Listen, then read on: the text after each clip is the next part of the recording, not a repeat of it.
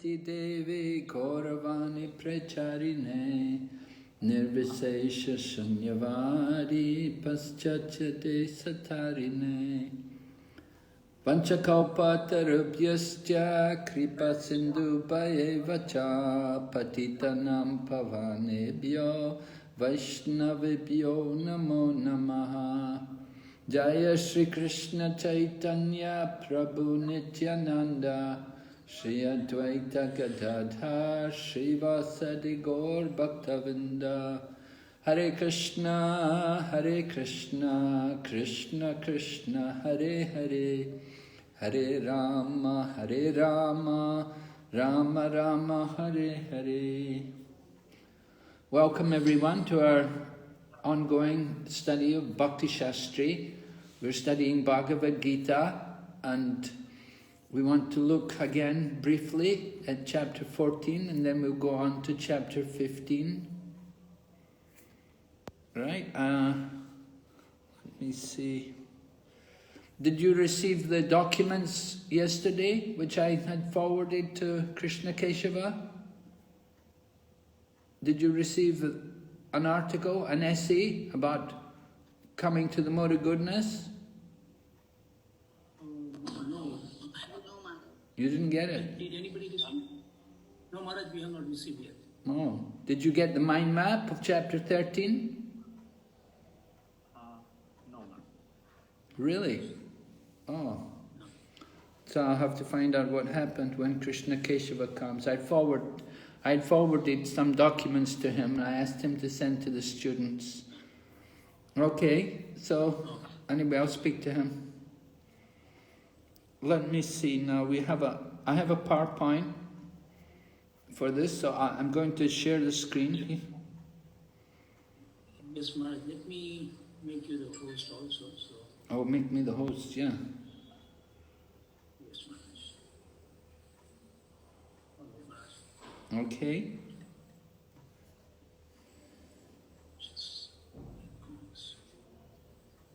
Yes, Maharaj, you can go ahead now. Okay. Let's see.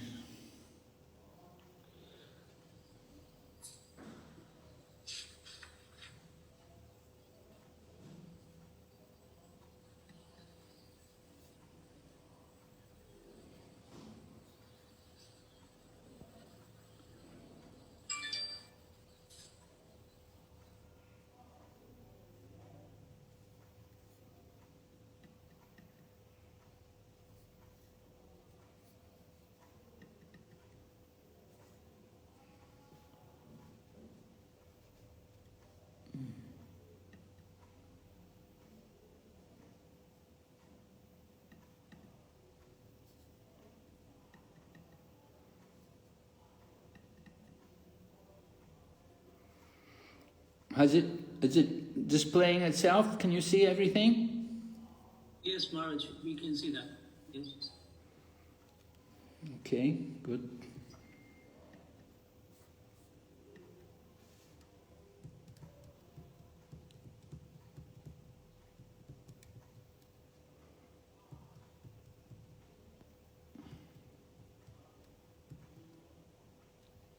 Okay, chapter 13 we completed. Chapter 14, the three divisions here. There's a quote from Srila Prabhupada. Entanglement in the modes. It has also been explained that it is due to association with the modes of nature, living entities entangled in this material world. Now in this chapter, chapter 14, the Supreme Personality explains what those modes of nature are, how they act, how they bind, and how they give liberation. So then, going on to the connection between chapter 13 and 14, it's related to the verse in the 13th chapter, number 22, which is a well-known verse, which I think one of your memorization verses even, right? Purusha prakriti stohi bhungte prakriti janguna. Right? The living entity in material nature enjoys the modes of nature, and in this way he meets with good and evil. So because we're the Purusha, we're thinking we're the Purusha anyway, and we're trying to enjoy material nature, the Prakriti. So we meet with different results.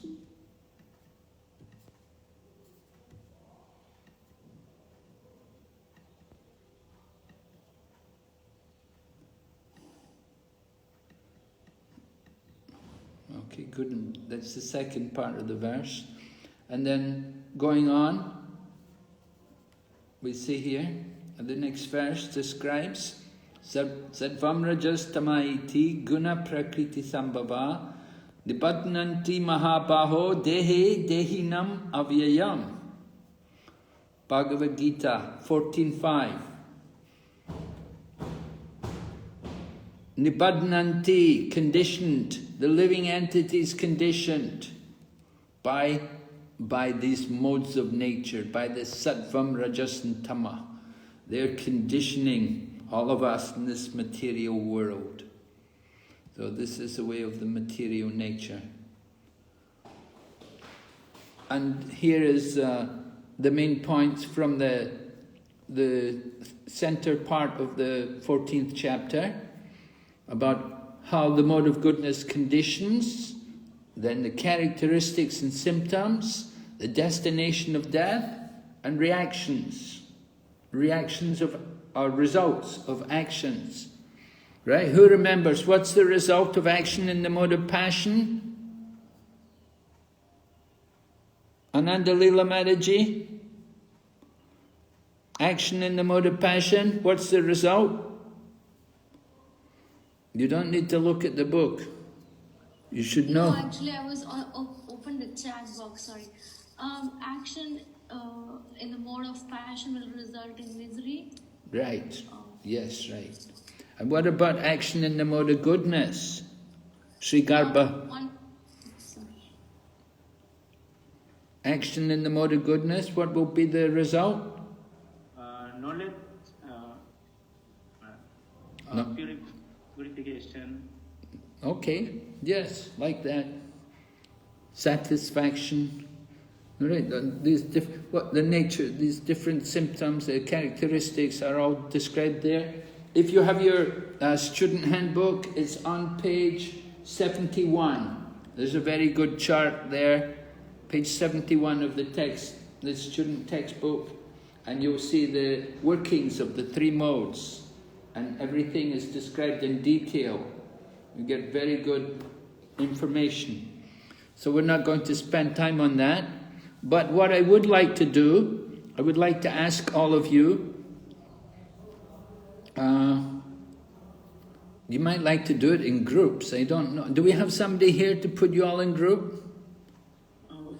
Maharaj, I can try. I'm here, Maharaj. I came back in. Oh, you're here, Prabhu. Oh, wonderful. Yeah, because I think, Raj, Vidya Prabhu, you made Maharaj accidentally host and took away your co-hosting rights. when you make somebody host instead of co-host, you take away your rights to do anything. Sorry about that. Okay. Maybe actually, Raj Vidya, maybe you could log off and log back in, and that Okay. log in as Mayapur Institute, and then you can get your co-hosting back, and then I can slip out again to take my treatment. Sorry, Marge, I need to take some treatment this morning. So. Okay, no problem, Prabhu. So I'll do the groups for you, and then I'll sneak out. Okay, yeah, if you could, yeah. Of course. How many people do we have? At the moment, there are 28. 28? Yes. 28, 29 now. Oh. It's not visible to us. So like groups of 5 people in a group, there'll be 6 groups? Yes, we can do that. And the topic of discussion, we want to know, in what ways are you influenced by the modes of passion and ignorance? And we want to know, how can you cultivate the mode of goodness? What is some practical steps you can take which will allow you to cultivate the mode of goodness? And this is a great exercise too. I just wanted to underline this because it forms your open book assignment. Okay. Yeah.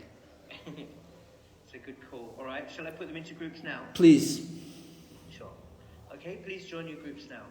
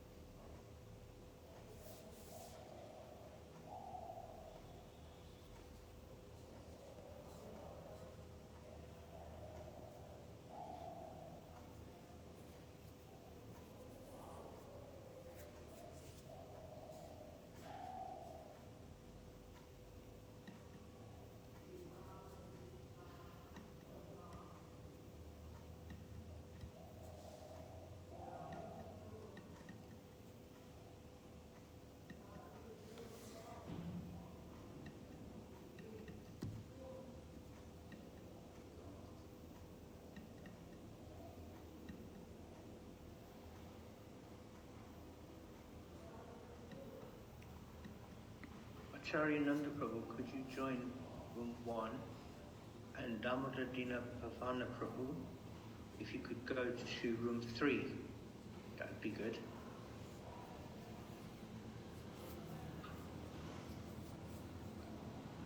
Thank you. That's 1.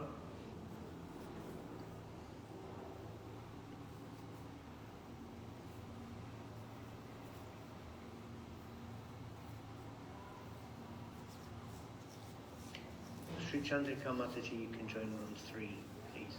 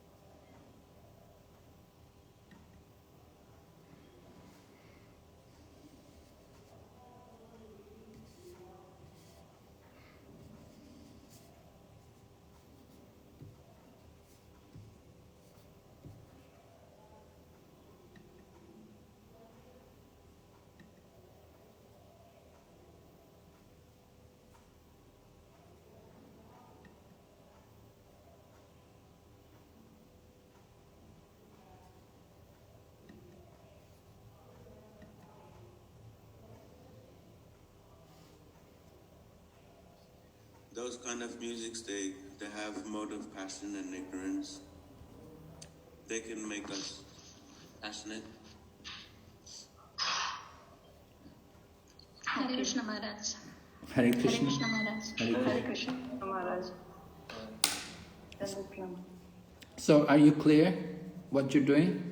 Yes, yes Maharaj. Yes Maharaj. All right.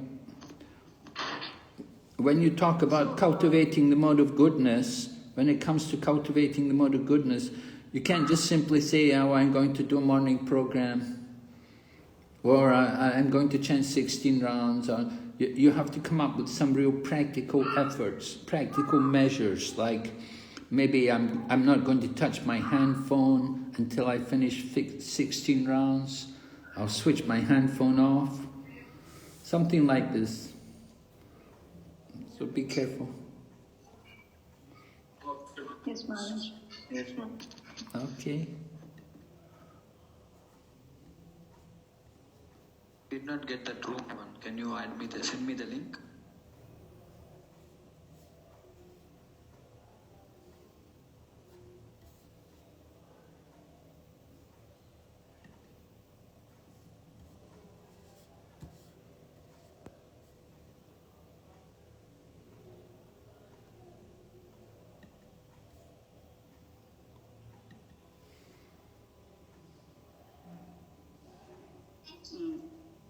Good afternoon. Yes, okay. So passion Mataji, what about the passionate thing like you Passion Mataji, I'm continuously thinking but I'm not able to get, can you throw some light? Yeah, so passion is also something to the we are mad about. Yes, we are mad about, yes. So in the material world, not like in a spiritual or transcendental. Correct. Like that.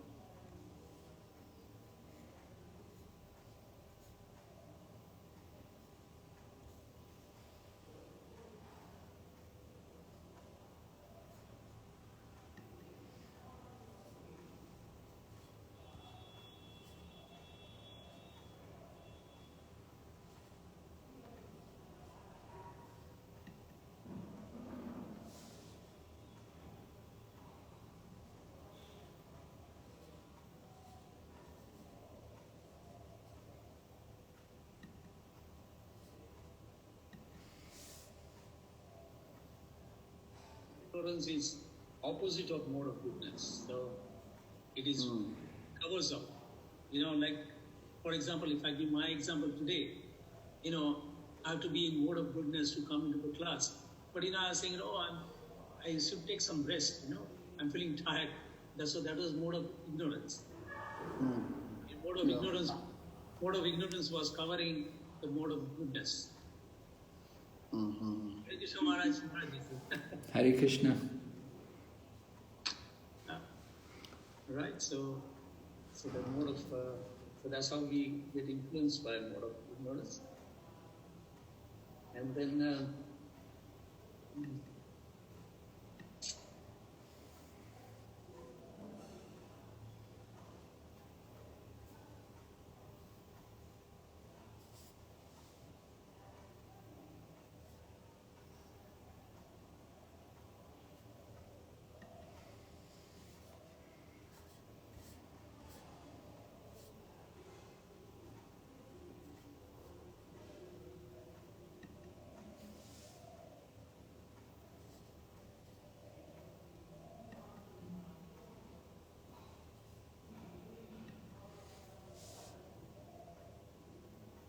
of the Lord will definitely keep us in mode of goodness.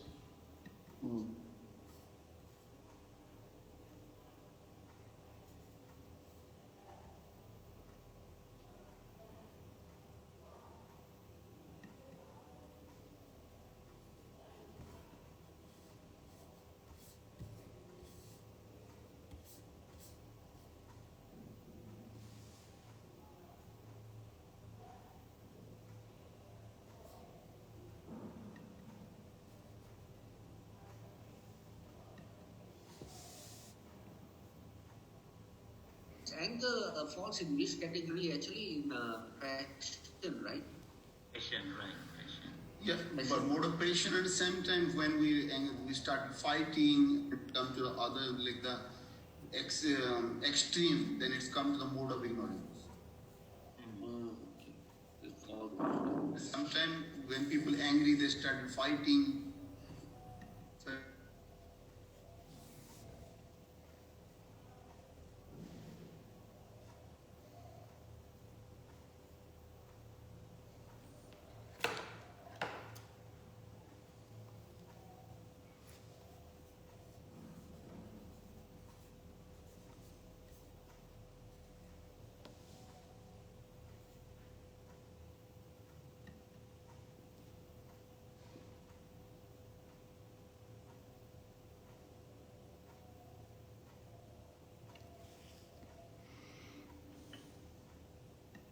Should we have them back?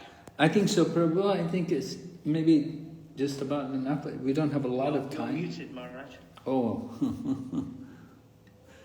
Yeah, I think it's enough time. I think give them didn't give them too long, but I don't think they need too long. No. All right, let me give them 1 minute to leave. Let me round up. 1 minute to round up, yes? Yeah. Okay, so they've now got 59 seconds and counting down.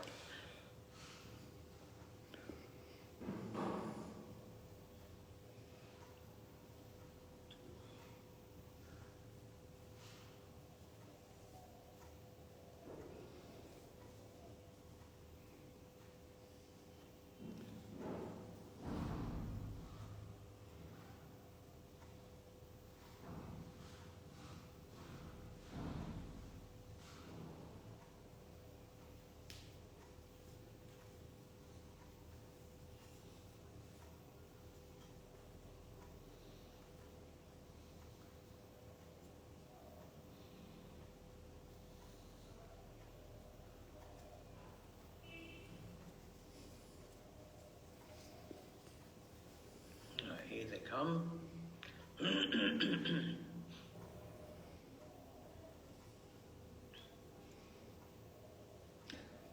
I sent you some things to forward to the students.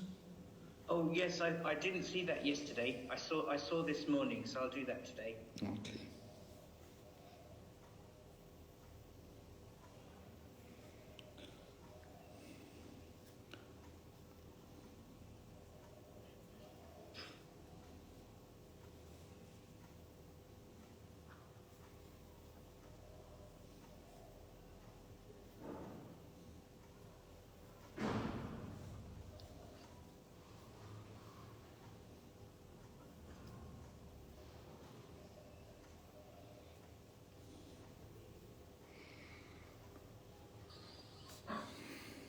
So, I think we are all back now. Okay, welcome back. So let's have some feedback from, maybe we can begin with group 1. And here's something about your discussion. How are you influenced by passion or ignorance? Who was in group 1? Any group 1?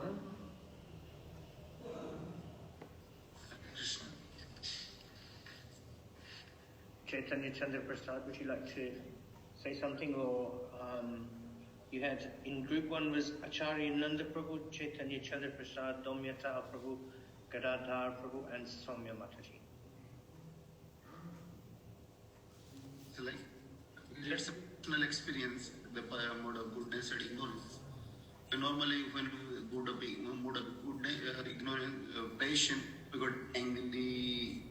And when we go to the extreme, then like the fighting and other things, then it's like mode of passion, mode of ignorance. So to come out to the situation, we just silent. I'm telling my one thing, keep silence and leave this place for the time being. Either go to in front of the deity and to remember some past times.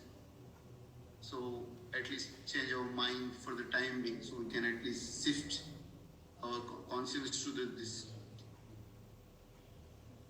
mood of goodness and maintain that mood of goodness.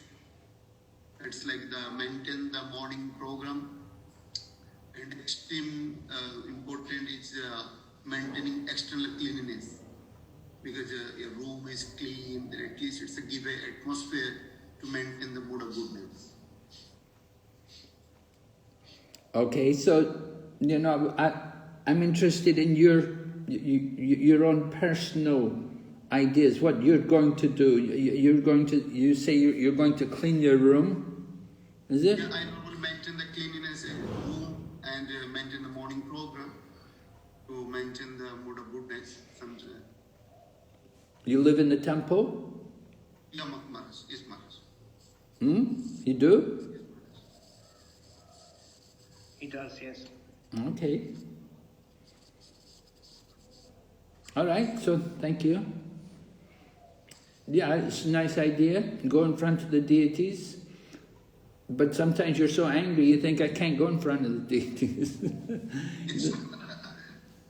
You're so, you understand you're not fit to go in front of the deities. You're so much controlled by passion and ignorance that we just want to, no, I don't want to go see the deity. So we have to be open, yeah. Difficult.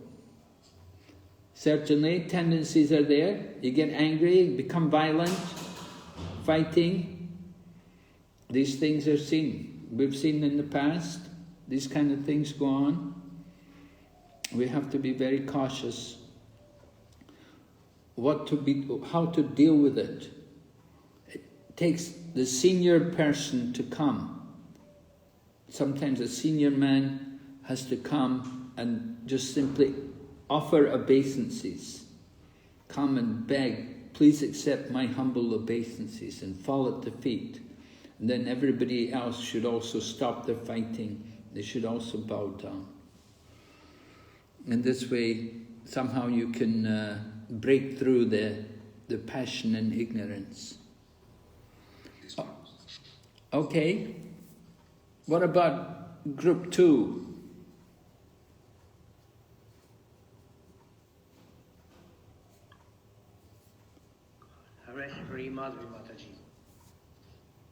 Hare Krishna Maharaj.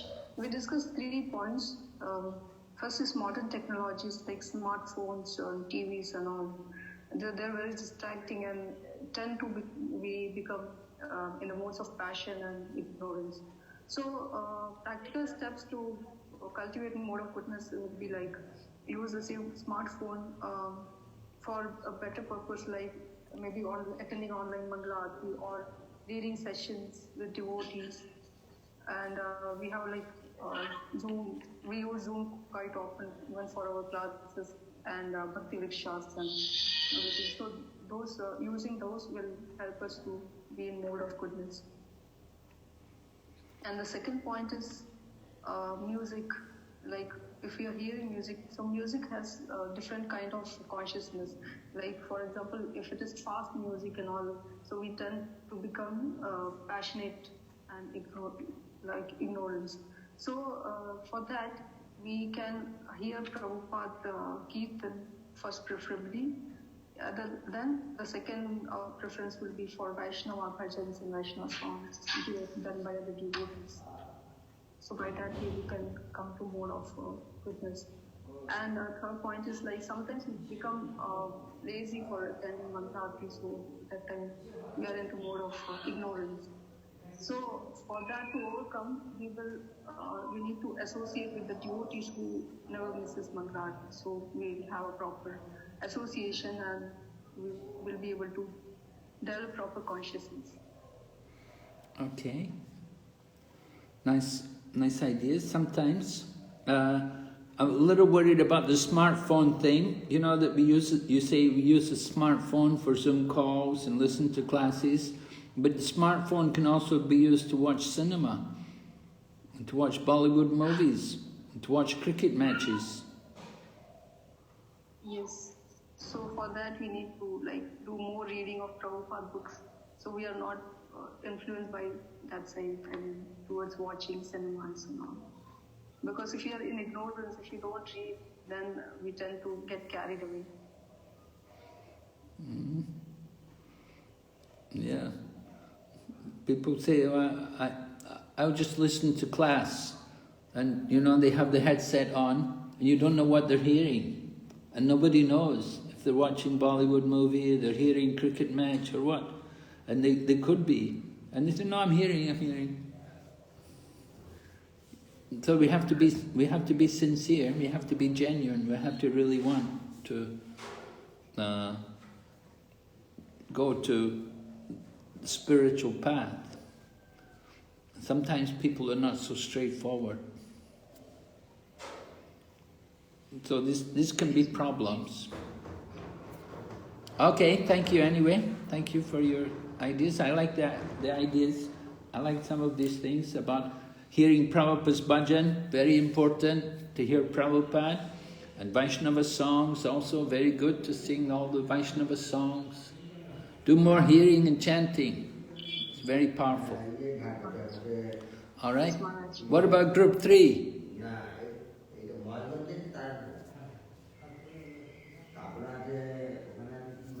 Group 3? So we have Ananta Vilasa Prabhu. Hare Krishna Maharaj. We also spoke on... Hey! Chud! Hey! We spoke on 4 topics, Maharaj. First on cleanliness. We spoke on like how we are influenced by the mode of ignorance by being unclean, and we should keep all things in place. Like wherever we take the stuff, it should go there, and regularly clean our shelves and our personal belongings and keep the house clean. That way we can cultivate the mode of goodness.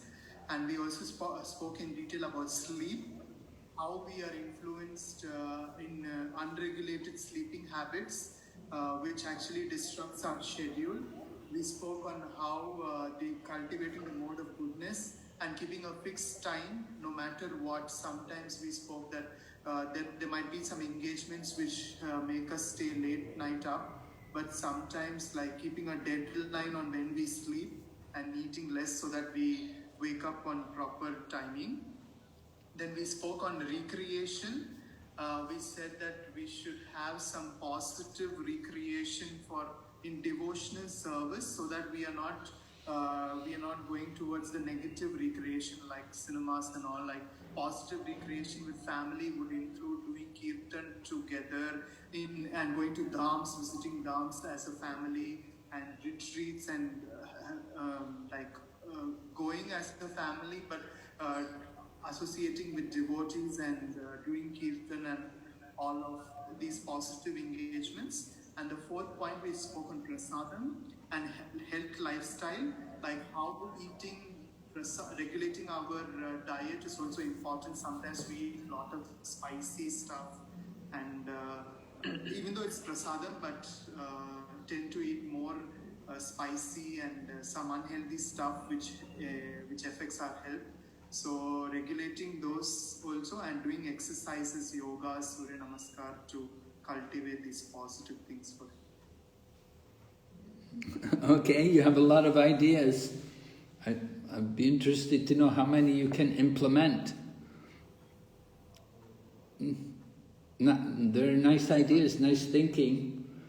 We hope you can implement these things in your daily lifestyle. We have to be a little cautious how much time we want to spend in these kind of things. You know, yoga, okay, a little bit yoga, but shouldn't get too much. You know, some people, they get into yoga, it becomes like an hour, 2 hours, 3 hours sometimes, you know. Just becomes more important to them than the japa. So these kind of things, they should be secondary to our devotional life. Right? Yes, ma'am. The idea of having kirtan together, the family, very important. Trying to get all the family together and have kirtan on a regular basis. Very powerful, very important. Okay, thank you, Prabhu. Thank you, ma'am. Next group, where are we? Number 4? Yes, group number 4. So in group number 4 we had Indulekha Kripa Mataji, Karuna Sindhu Prabhu, Murli Govinda Prabhu, Shruti Mishra Mataji, and Shyama Kunda. So would one of you like to speak? Group 4. Yeah, Hare Krishna, Pranam Sundar. Hare Krishna, Karuna Sindhu, please carry on. Yeah, we discussed about, like because of our previous habits and all, we tend to, like he used to like seeing cricket. So he would chant and see cricket sometimes. Before then he took guidance from some elder senior devotees. So I was also very much passionate about some sports and all. So I also tend to watch sometimes. So that habit we have to change. So that as Prabhu told, we can take guidance of senior devotee, and with our own discretion also and little taste in chanting and reading Prabhupada's books, we can come over it. Then Indulika Mataji spoke about eating. Sometimes we get passionate and we feel like eating something very nice. We tell that we are offering it to Lord, but for our desire we make it towards something like sometimes pizza or something. So for that initially it's not bad, I feel, that we make something for something we like for pleasure of Lord and have it. But slowly that consciousness should change, that consciousness change, and we should make something nice and with less spice and all to offer to the Lord. These things we discuss. What else? Okay, thank you, Prabhu. I know some places, some parts of the world, if you don't have spice, people can't eat it.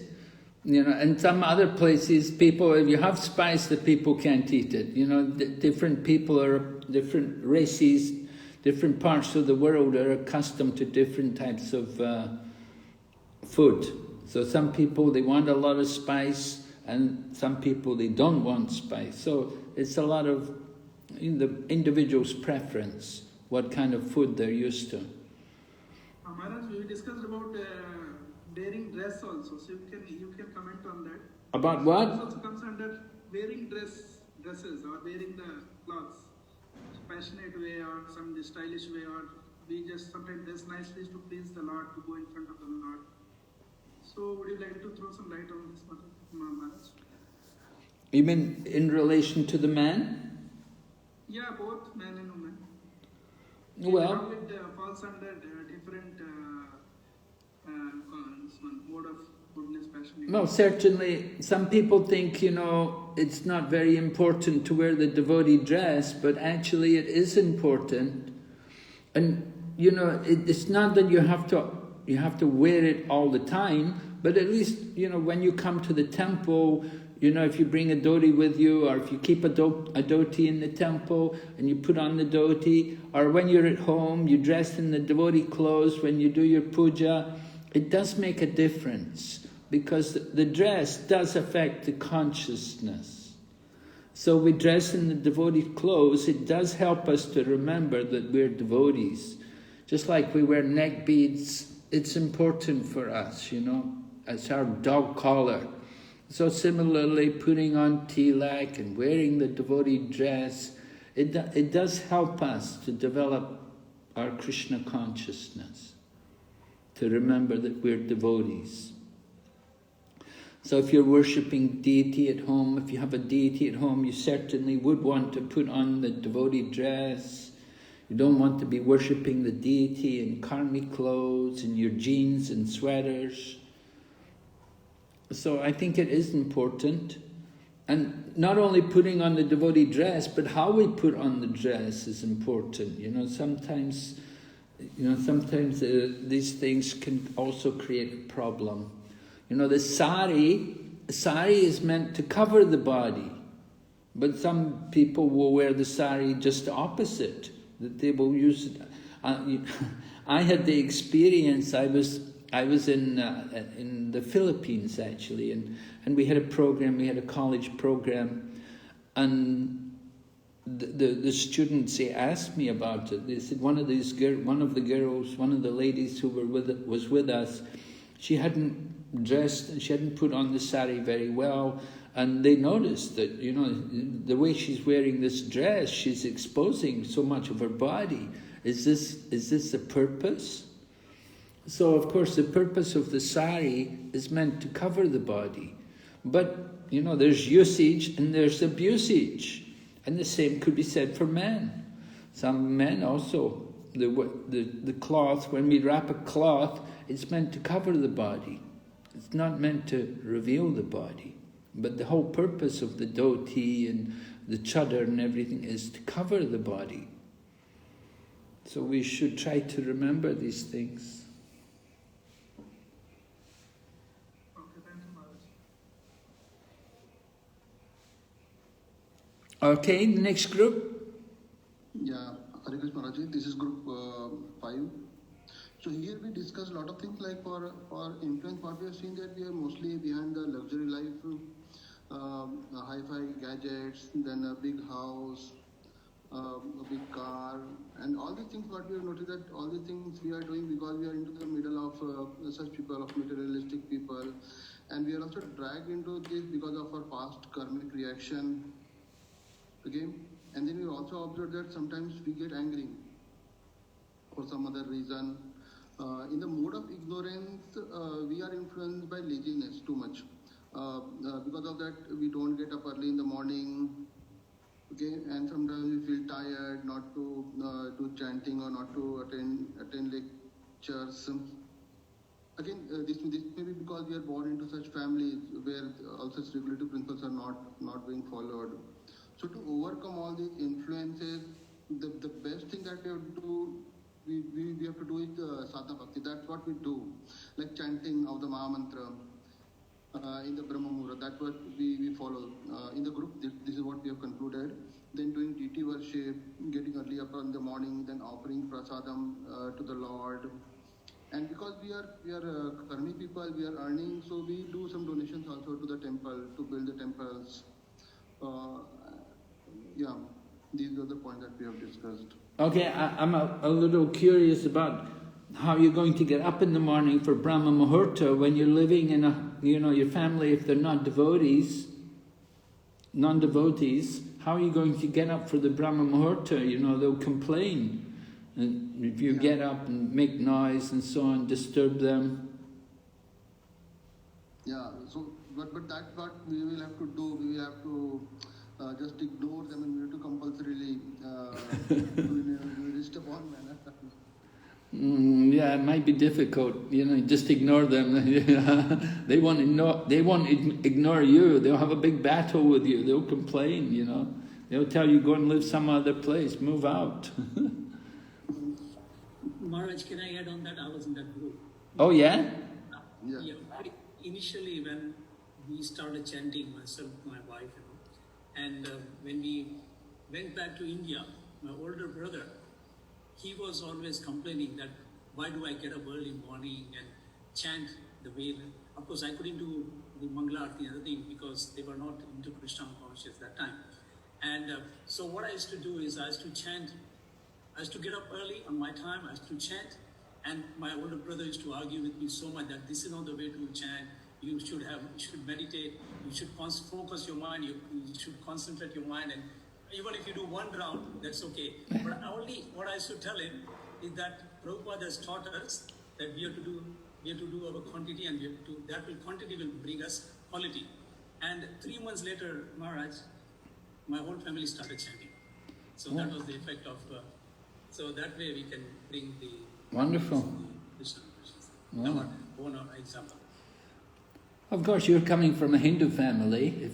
If you're from a non-Hindu family, it's not going to happen so easily. That's right. But certainly in the Hindu family, it's possible.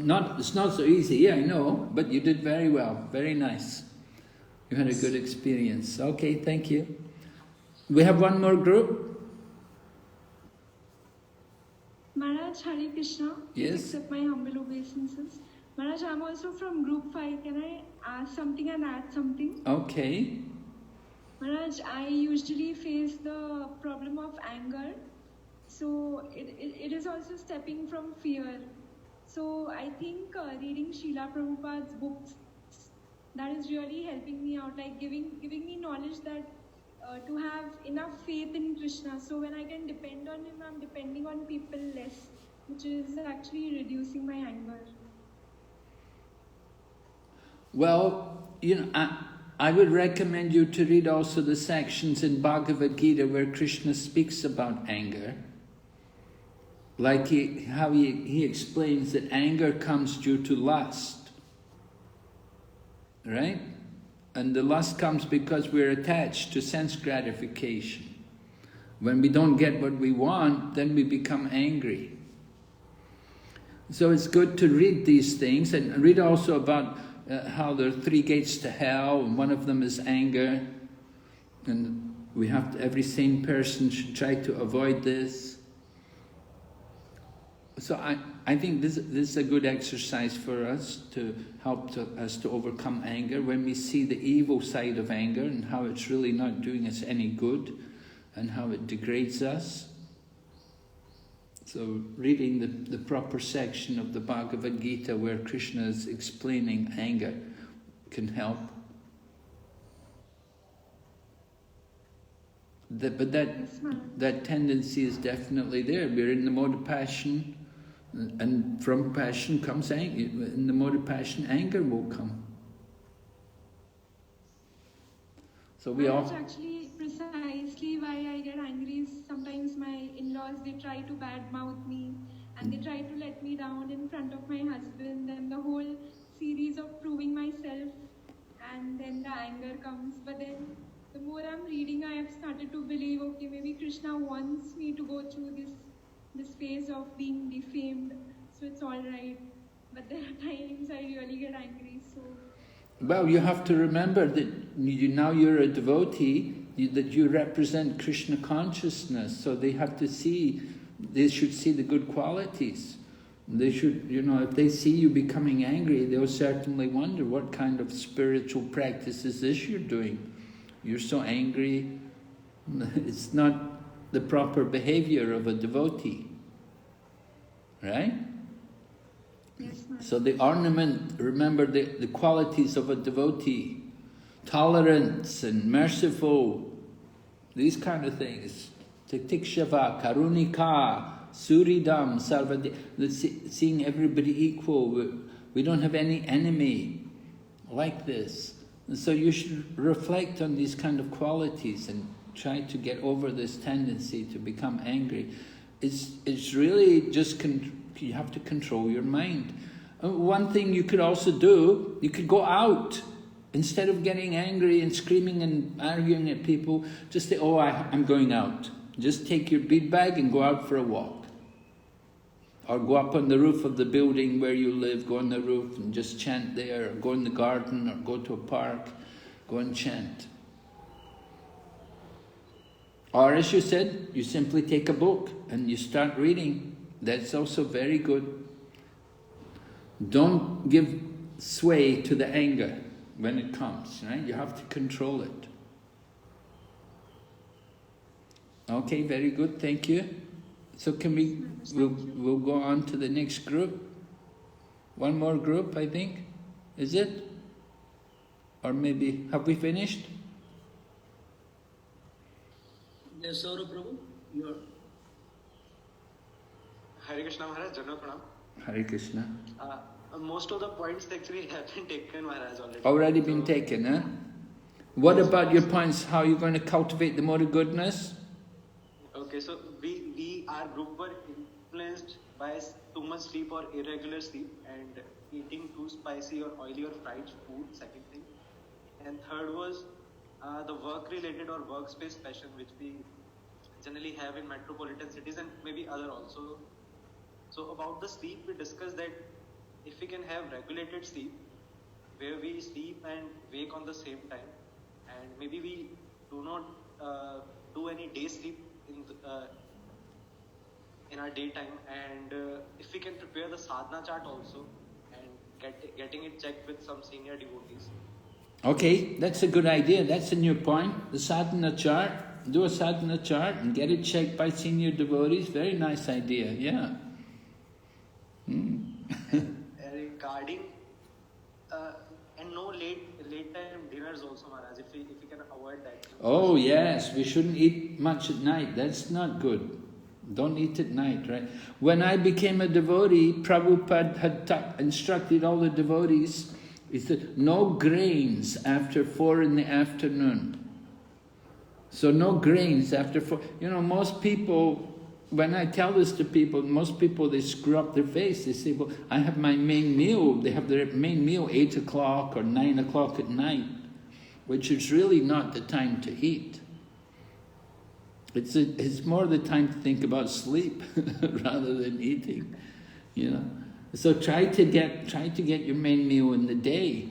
The Ayurveda Ayurveda teaches the same as Chinese medicine. In China also they have the similar custom. In Ayurveda, the power of digestion is controlled by the position of the sun. So when the sun is at the highest, at its peak in the middle of the day, that's when the power of digestion is strongest. And that's the best time to eat. But, of course, most people working in jobs and offices, difficult for them, they can't get it. But you should try, that's the best time. You don't want to be eating, and definitely for devotees, we want to wake up early in the morning, but if we eat at night, heavy meal, difficult to wake up. So very good points, yes, very nice. Thank you very much, Prabhu. March, can I add something to that? Yes, please. This wasn't discussed in the group, we didn't have time. It's just from my experience I wanted to share. Like many devotees mention about, going to bed early and waking up early in the morning, and especially for those who are in the cities. I mean, now that I'm in Mayapur, it's not much of a problem, but yes, when I was living in city years ago, one senior devotee helped me in this way, like the sleep cycle one cannot just abruptly change one's sleep cycle. Like if one is used to going to bed at 10 o'clock, then immediately the next day he can go at 8, but then it's going to fall off soon. So the very practical way is to turn back your clock. Like for 1 week, you unroll your clock for half an hour. If you're going to bed at 10, then you try to go at 9:30. And then the next week, you down it further, like 10, 15 minutes. Then eventually, over a period of time, then the body gets accustomed to that kind of system. Because if we try to do abruptly, we will go on for some time, but then it will fall off. That's what I was doing when I was a student, and it did help me to get up early and then chant my rounds and go to the, my college or whatever. So that usually helps in a practical way. Otherwise, one may may not sustain that for a long time. So I just wanted to add that as a comment. Okay, very good. Thank you very much. Yes. Yeah, don't try to make big jumps. Try to be realistic about our capabilities and take it step by step. Sometimes you have step by step. And just like Prabhupada explained to, I think it was Shamsundar Prabhu, when Shamsundar Prabhu was smoking. And Prabhupada came and told him, he said, don't let this thing stand between you and Krishna consciousness. But he said, well, Prabhupada, I smoke 20 a day. So Prabhupada told him, he said, so tomorrow you smoke 19. And then the next day you smoke 18. And in this way, gradually you give up smoking. Okay. All right, any other comments or questions on this chapter? Are we okay? Let me go back to the PowerPoint.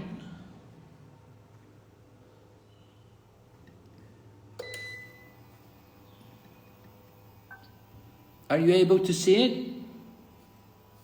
Yes, Maharaj, we can see that. Yes, Maharaj. Okay.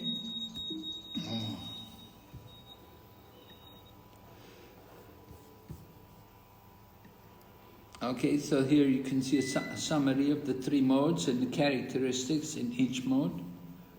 We'll just go ahead. Some quotes from Prabhupada.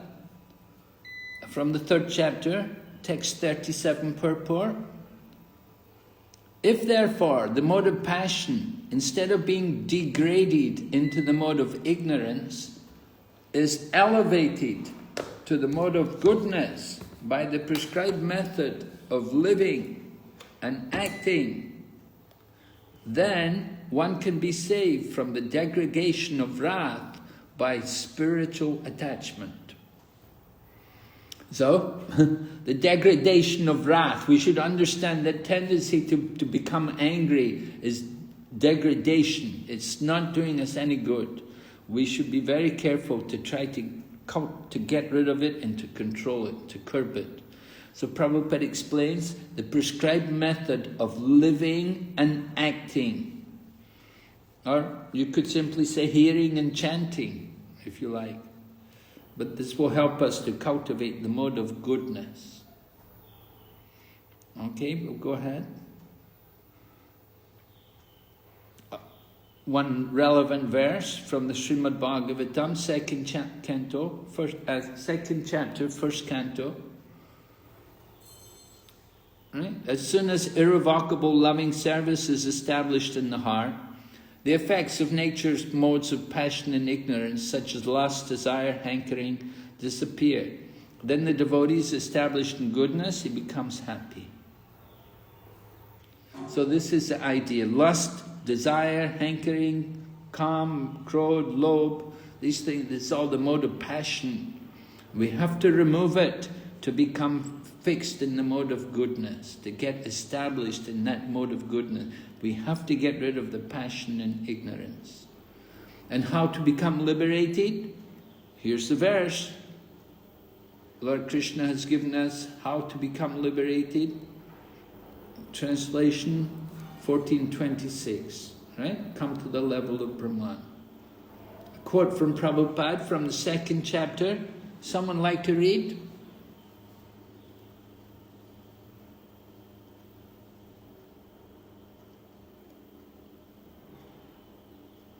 Can someone read? Radha Kishori Mataji. Hare Krishna. Quality of goodness will automatically be there. This Krishna consciousness movement is directly offering the spiritual platform which is above the mode of goodness. The quality of goodness will automatically be there. Any person who is in Krishna consciousness, his quality of goodness, namely, he does not indulge in illicit sex life, he does not smoke even, or take tea or coffee even, he does not eat any forbidden food stuff, neither he takes part in unnecessary gambling. So, good character is immediately there. Bhagavad Gita 240-45, Los Angeles, December 13, 1968. Okay. Very clear, practical instruction. Quality of goodness automatically be there when we follow the regulative principles. And some more quote? Someone read, please.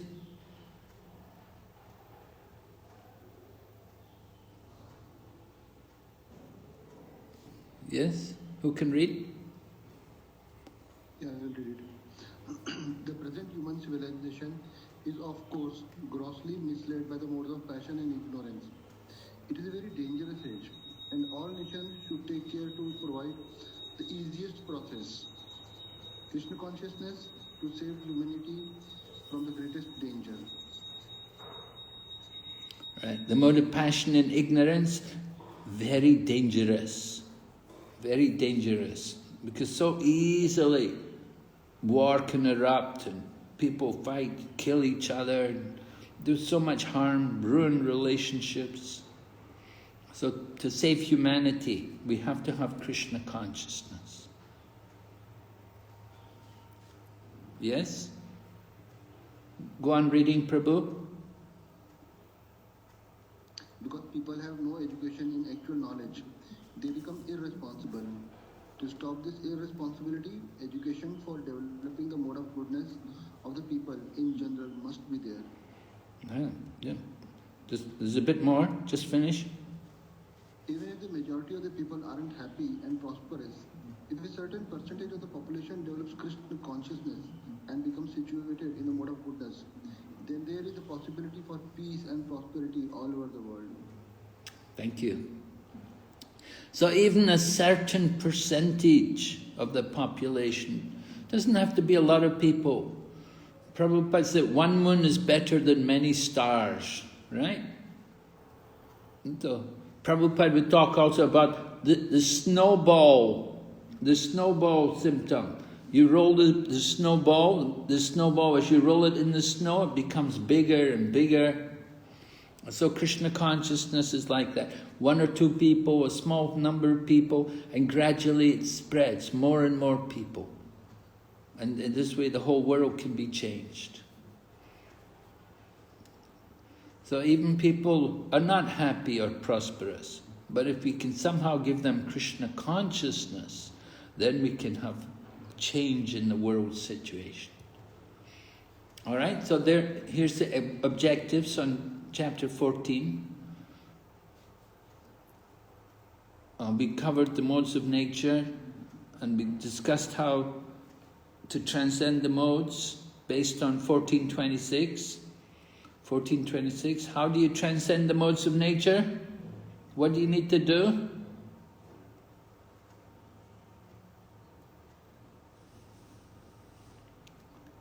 Rajavidya Prabhu, how do we transcend the modes of nature? Sri Garbha Prabhu want to answer. Okay, Sri Garbha. We can doing the personal service, chanting, hearing. Yeah, and simply have to engage in devotional service, right? We have to, just throw our hands up in the air, oh Krishna, right? And then grab your bead bag and start chanting. All right? And then we spoke also these different things. We discussed how we're influenced by passion and ignorance and how we can cultivate the mood of goodness. And we've just heard a few of Prabhupada's statements about his mood and mission, how we can make the world Krishna conscious.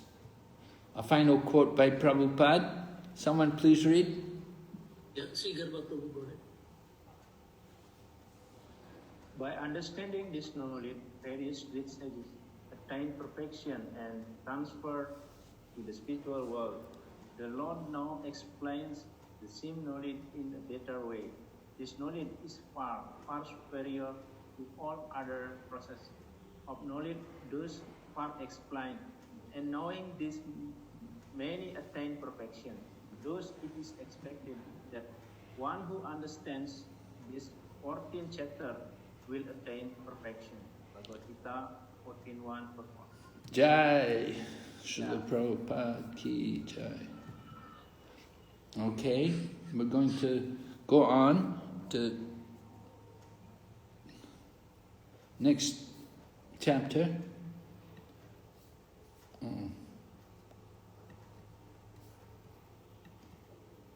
Is everyone able to see the slideshow?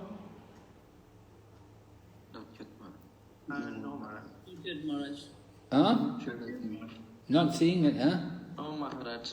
Oh, yeah. Okay. I have to close it then.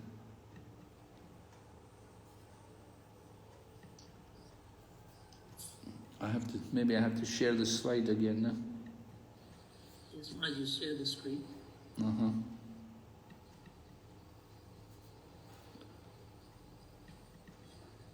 Can't see. Let's see. No, this is not the one.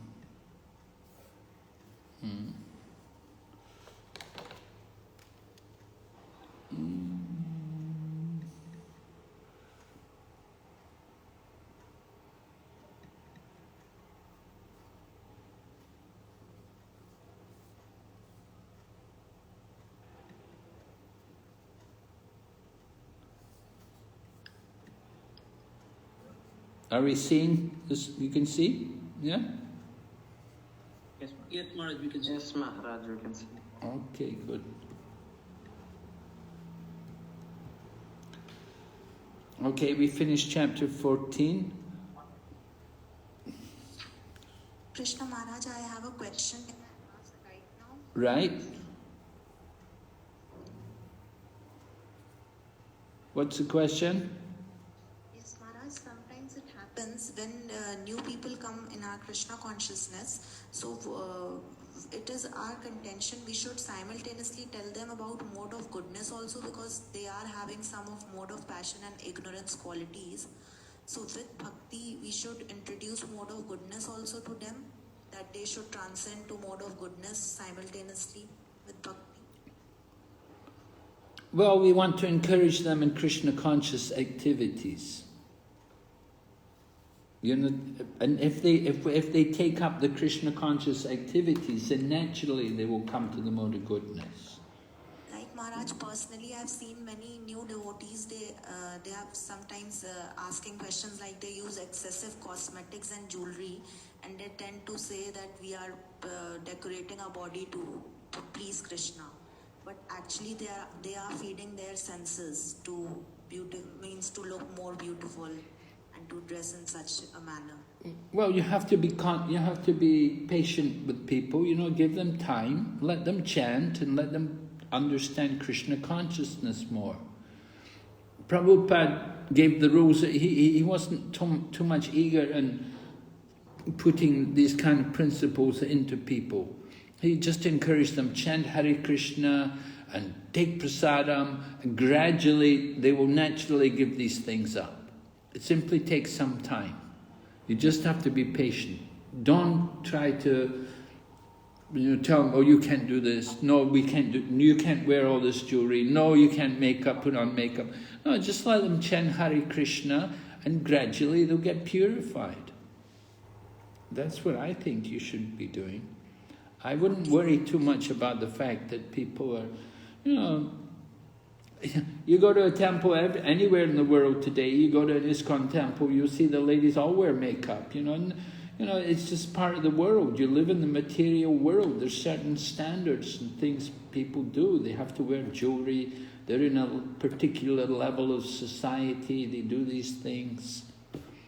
Don't worry about it. It's not too important. The important thing is that they are chanting Hare Krishna. They have devotion for Krishna. I think that's more important. Consciousness matters most. Huh? Consciousness matters most. Yeah, the consciousness will come by chanting Hare Krishna. We want Krishna consciousness, right? You could say first become conscious and then become Krishna conscious. Okay, thank you. All right, we're going ahead. We want to revise. We've covered this. Going into chapter 15. Would someone please read this quote here? Yeah, Maharaj, I'll read. Association with material nature entangles him. In his constitutional position, a living entity is above the three modes of material nature, but association with material nature entangles him in the different modes of material nature, goodness, passion, and ignorance. Due to the association of these three modes, his desire to dominate the material world is there.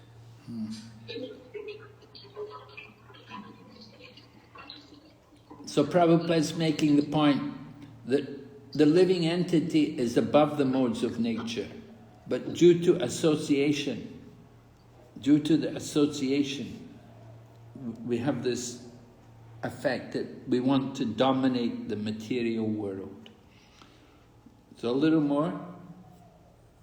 By engagement in devotional service in full Krishna consciousness, he is immediately situated in the transcendental position, and his unlawful desire to control material nature is removed. Bhagavad Gita 14.26 purport. Yeah, just like in relation to the lady's question just now, she was talking that someone's wearing a lot of jewelry, a lot of makeup. All right, they're not living in the temple though. If somebody's living in the temple, we wouldn't want that so much. Somebody's coming to live in the temple, that live in the ashram, you don't want to encourage them so much in that manner. But they're living outside, they're living at home, or maybe working in a job, so they have a particular norm, standard makeup and dressing and so on. But the important thing is to encourage them to become Krishna conscious. And here also Prabhupada is saying, engagement in devotional service, then we'll come to the transcendental position. And so get people to chant, get them to do service, and naturally they'll forget about all these things. That unlawful desire to control material nature is removed by Krishna consciousness. So the more we cannot enforce people. This is the point. But if we start trying to put rules, you can't do this, you can't do that, then nobody will become Krishna conscious. But we give them the higher taste. Let them get attracted, chanting and dancing. Then they won't worry about all these other things. So forget about all this unlawful desire to control material nature. So we have to understand how things work. All right, lesson 6. Here's lesson 2. This is actually lesson 3, right? Banyan tree and Purushottam Yoga. Purushottam Yoga, the title of the chapter 15 of the Bhagavad Gita, Yoga of the Supreme Person, or Purushottam Yoga. And also the banyan tree will be described. Bhagavad Gita chapter 15, we can see 1, 2, 3, 4 sections, right? Not a big chapter. Banyan tree, first of all. We'll hear about the banyan tree and how we have to get detached from this banyan tree. The important feature, material life, to get detached. So we're going to hear transmigration, we'll hear, and then how Krishna is the maintainer, and then summary of Vedanta Sutra. So first of all, the banyan tree. Entanglement of this material world is compared here to a banyan tree. All right, we've shown, you can see the picture, the reflection of the tree on the water. So the banyan tree, there's a big one in Calcutta Botanical Gardens, very big one. And go and see it, it's really huge. So sometimes these banyan trees, of course they're special trees, they're sacred trees, we don't cut them, we worship them. And Lord Shiva, he has his home under a banyan tree. So, the banyan tree is situated on desire, the reflection, reflected on desire, our desires. We have desires, right? We all have a lot of desires, material desires, and there's this banyan tree is reflected on desire. And then the nature of this banyan tree is the roots are up and the branches are down. The roots are up. We've put the Sanskrit term Urva Mulam. Urva Mulam. Mula, the root, and Urva, upwards. The root is up. This is a special, and the branches, they're down. Ada Sakam. The Sakka, the branches are Ada, downward. So this is a very special tree. You can see it. And the leaves of the tree, they represent the Vedic hymns. The leaves, very colorful, sometimes very nice, beautiful, but they also wither. So the Vedic hymns, they give temporary benefits like that. And then the tips of the branches compared to senses. And the twigs, the sense objects. So like the different parts of the tree are compared to different parts, different items. Okay. I have to go ahead.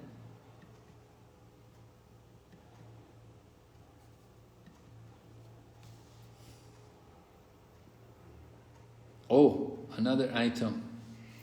Asanga shastrena dridrena chitva. Asanga shastrena, meaning cut down this strongly rooted tree with the weapon of detachment. Right? The banyan tree is very strongly rooted because the branches go into the ground.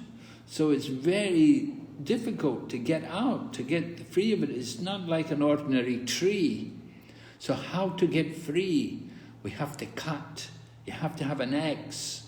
You have to cut the roots out. Well, cut the branches to get out, and the weapon is detachment. So this is an important point in the tree. Prabhupada explains. Someone can read?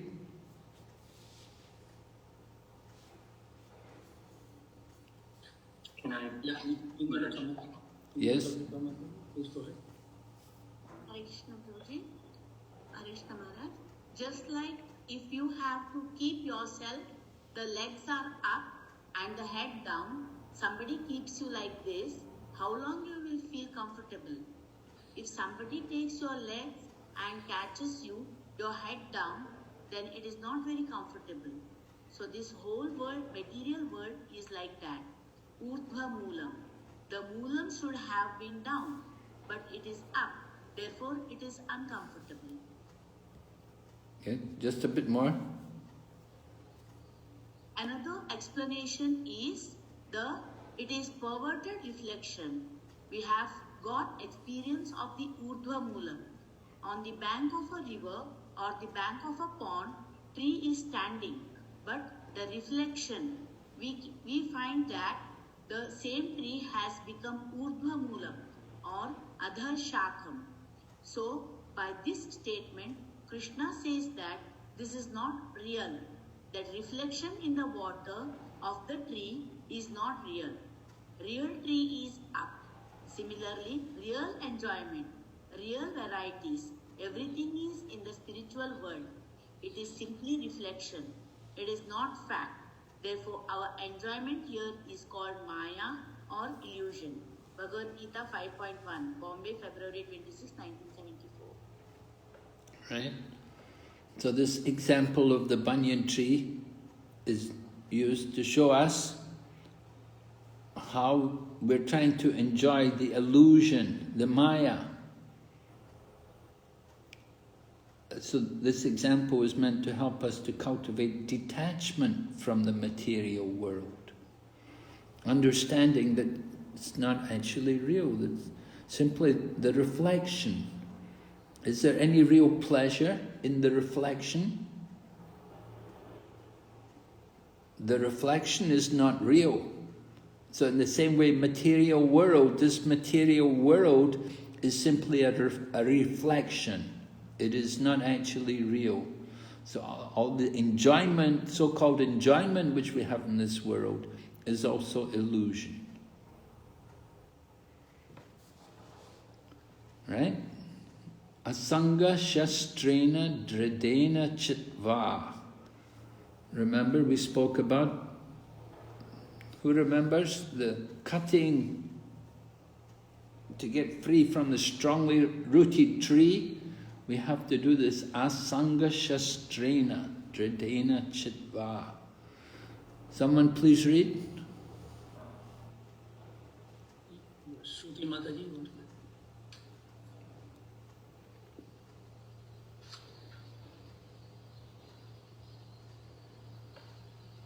Somebody wants to read? Yeah, I will read it. Yeah. Okay, go ahead. To get out of the entanglement of this strong banyan tree of material life, one must surrender to Krishna. As soon as one surrenders unto Krishna, one becomes detached automatically from this material extension. Right. We become detached from this material extension. The material extension, this material world, this is the material extension. And to get detached, what do we have to do? We simply have to surrender to Krishna. And surrender to Krishna, that can get us out of this material life, free from this material world.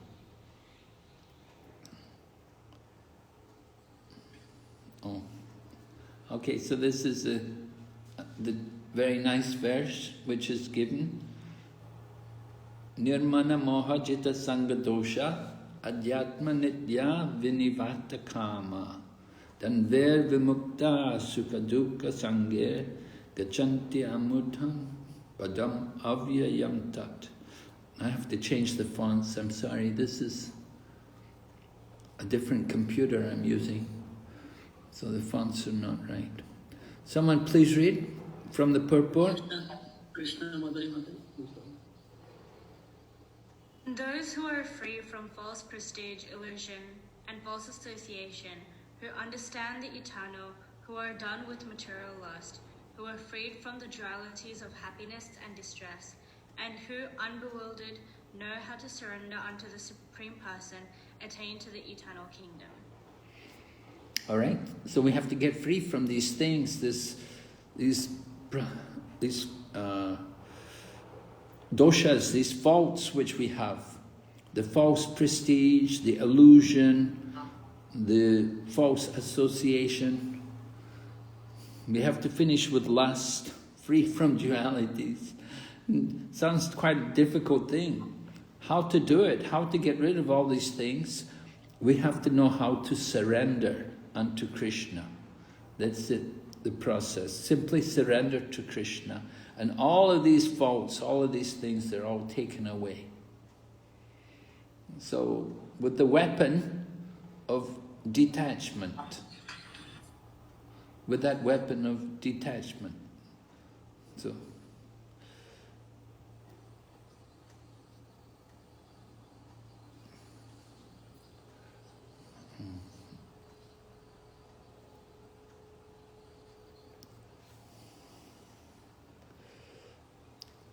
okay, next verse describes.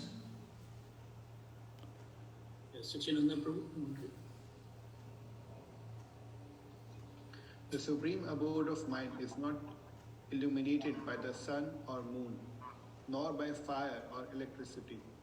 Those who reach it never return to the material world. Bhagavad Gita 15.6. Right. Now, in the previous verse, we were reading 15:15, and Krishna was describing how we can attain to that eternal kingdom, the spirit to his eternal abode. So that the first 5 verses in this chapter, they're describing about our weakness of heart. The weakness of heart, which is stopping us from taking up fully Krishna consciousness, right? And describing what we need to do. And then the chapter goes on, Krishna starts speaking, because he was describing you can attain to the supreme abode. So what is that supreme abode like? So Krishna describes it here in this verse. And there's only a few verses, only a couple of verses, I think, in the Bhagavad Gita, 2 or 3 verses about the spiritual world.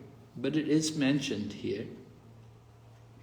So that supreme abode, no need of sun or moon, no need of fire or electricity. And those who reach it never come back to this world. All right? Prabhu can go on reading. Yeah. What is this foolishness? Why should you pay the electricity bill? Go there and live there. There is no need of. Natad bhasyate. The spiritual world is not lightened by the sun, moon. Because everyone is effulgent, every planet is effulgent. So therefore there is no need of these things. There is no ignorance, there is no scarcity, there is no miserable condition. Okay. Bhagavatam 3:28-21, Nairobi, November 1st, 1975. No need of electricity, no need to pay the electric bill. Isn't that nice? You can have heating, you can have lighting, you don't have to worry about the electric bill. We always have to worry, the electric bill. But in the spiritual world, no problem. Everything is effulgent.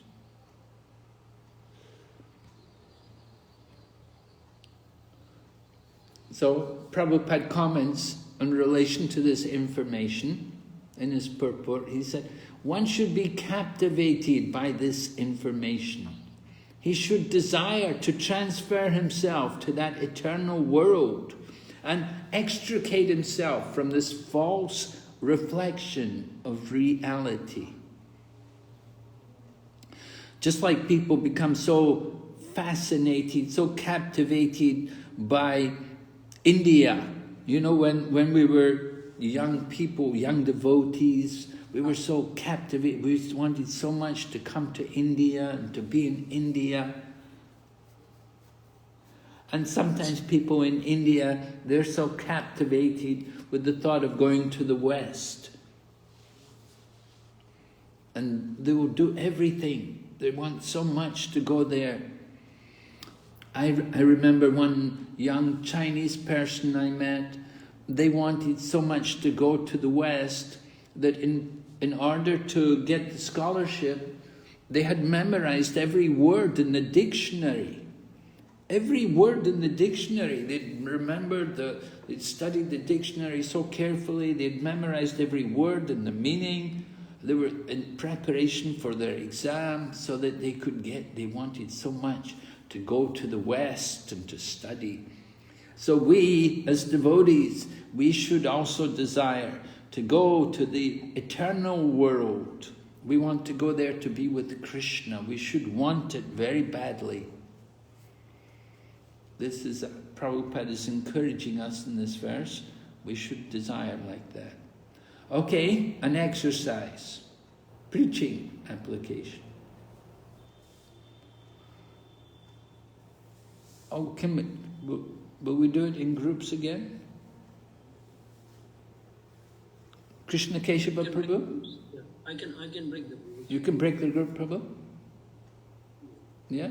How many? Just like last time, like five, 6 people in a group? Yeah, there are 31 years, so we'll have 5 groups. I can break that. Yeah? Make a list of significant philosophical points relevant for preaching Krishna consciousness from Bhagavad Gita 15.7 and 15.15, verses and purports.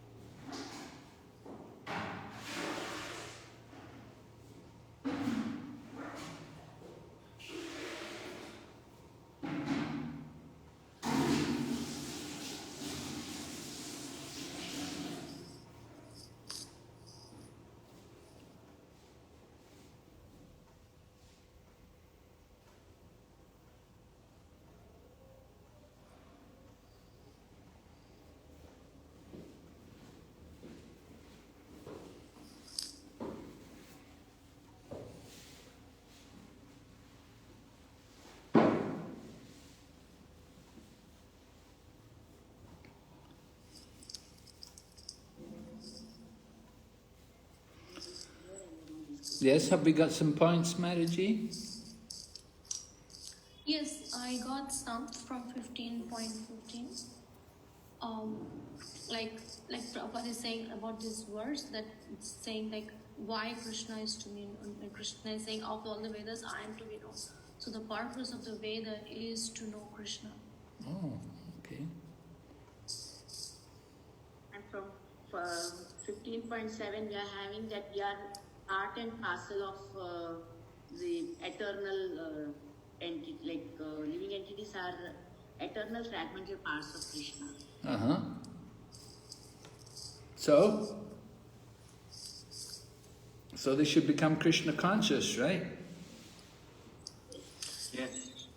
That is our position. It is the real position. Good.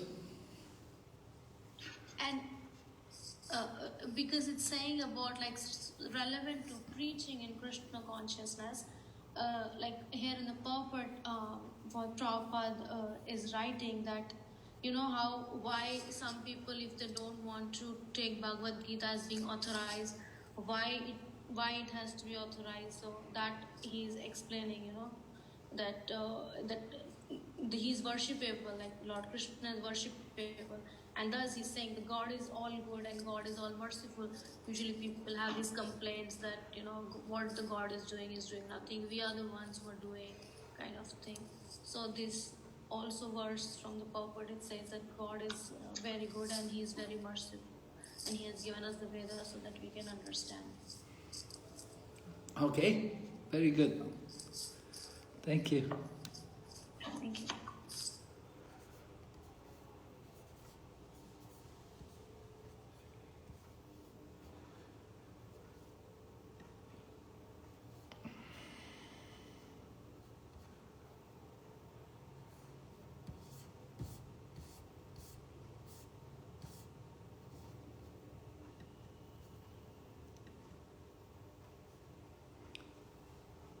Not only all pervading, he is also localized in every individual heart. He awards the different, not only as the impersonal Brahman, the Supreme Godhead, and the localized Paramatma, but as the form of the incarnation of the Vedas as well. And the Vedas give the right direction to people so that they can properly mold their lives and come back to the Godhead, back to home. The Vedas offer knowledge of the Supreme Personal Godhead, Krishna, and Krishna in his incarnation as Vyasdev, the compiler of the Vedanta Sutra. The commentation on the Vedanta Sutra by Vyasdev in the Srimad Bhagavatam gives a real understanding of Vedanta Sutra. The Supreme Lord is so full that for deliverance of the conditioned soul, he is the supplier and legislator.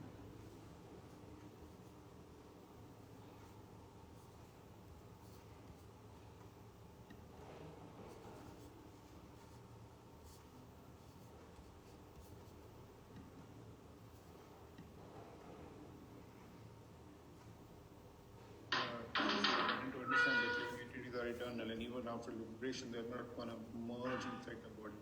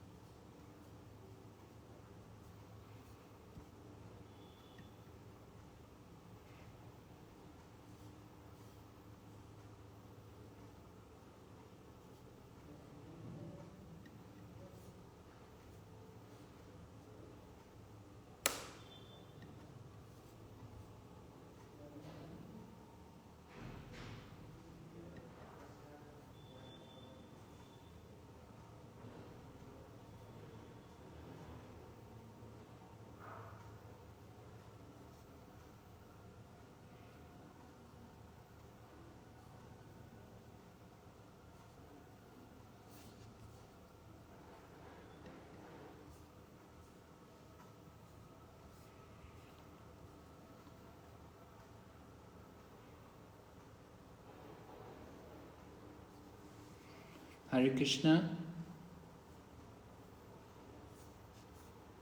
Hare Krishna Maharaj. Is everyone back from the rooms? I don't know, Maharaj. Why did I come out of the room? I thought everybody's come.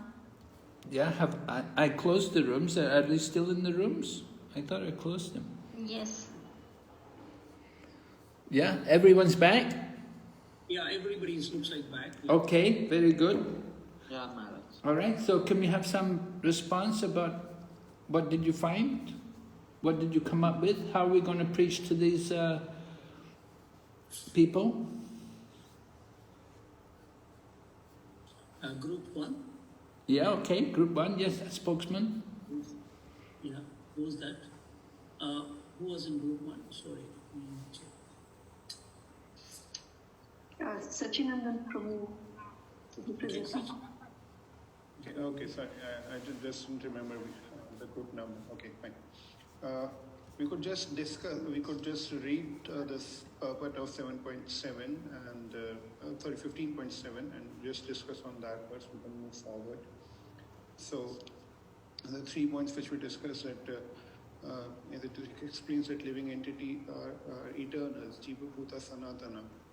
So, and it's in the purport purpose states clearly that even they are Sanatana, I mean, even after liberation, they're not going to merge inside the Brahman. So, this is an important point to understand and reach that, to maybe to Brahmawadis and Mayavad, to remove the conception of oneness or voidness that, of Mayavad, that living entity are always eternal. They are not going to, even in material world and also in spiritual world, they are eternal.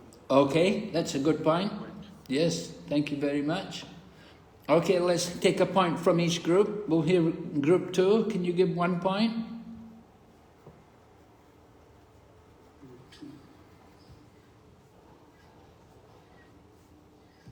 Group 2.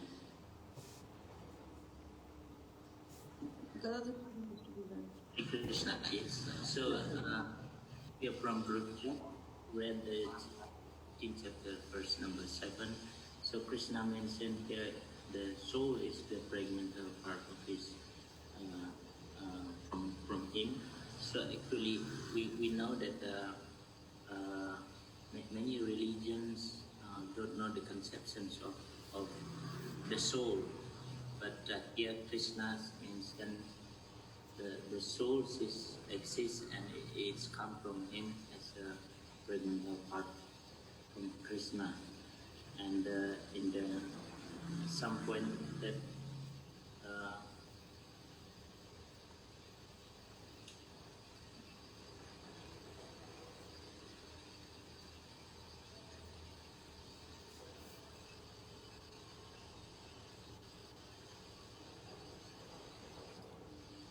and also in the chapter, in the verse number 8, I got some point that mostly the general people know that after the body inhalations of the body, everything is finished. So we can preach that it's not right philosophy because we are spirit soul. So after the inhalation of body, we still exist and we'll get another type of body. Okay, so we can use it to present reincarnation. Yes, right. Okay, thank you very much. Yes, group 3? Group 3, yes.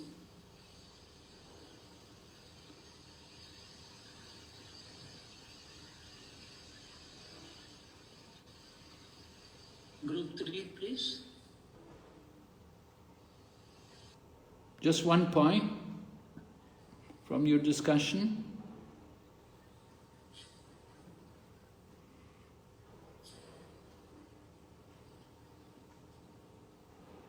Group 3, we had Chaitanya Chandra Prabhu, Damodar Dinapavan Prabhu, Soumya Mataji, Saurav. Mataji, can you?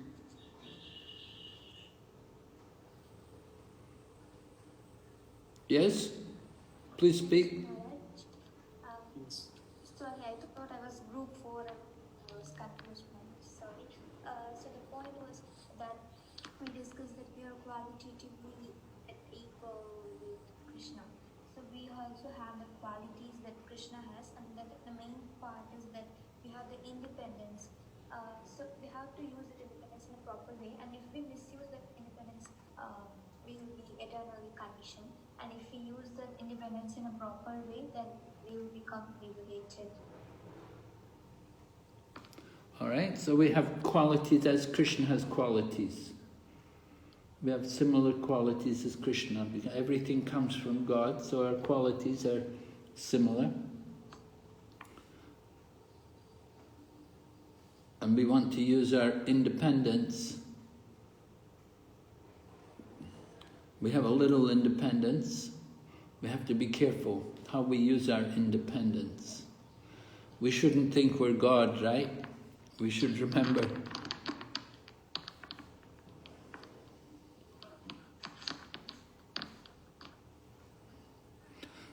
All right. Group 4. All right, group 4. Samadri Mataji, you want to say? Sure. So, Hare Krishna Maharaj. So there was one really nice point of how Krishna says that from me comes remembrance, knowledge, and forgetfulness. So, like, Krishna is aware of our past, present, and future, but we don't know. So, like, for example, in our childhood, we did, like, many things, but we don't remember. And our parents wouldn't remember everything in detail because forgetfulness is in our nature. But if we always stay in constant touch with Krishna, then he will give us the mercy and guidance to remember who he is and our position in the spiritual world. Okay, so we want to cultivate more our consciousness of Krishna and our relationship with Krishna in the spiritual world, and not be overwhelmed by affection for the family members. Yes. Interesting. Yes. Thank you. Group 5. Hare Krishna Maharaj, we thought that when while preaching, we could ask someone that when you do something for people, do you seek appreciation? Do you want to be acknowledged at least? So obviously the answer would be yes, and then we could go on to say that, Krishna does so much.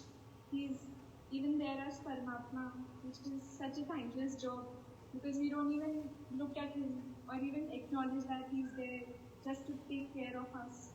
He's taking care of our needs from A to Z, but we hardly even acknowledge it. So, and just acknowledging and feeling grateful that how kind a father he is. All right. So some appreciation for Krishna, how he's providing for us, maintaining us. Thank you, Maraji. Group number 6.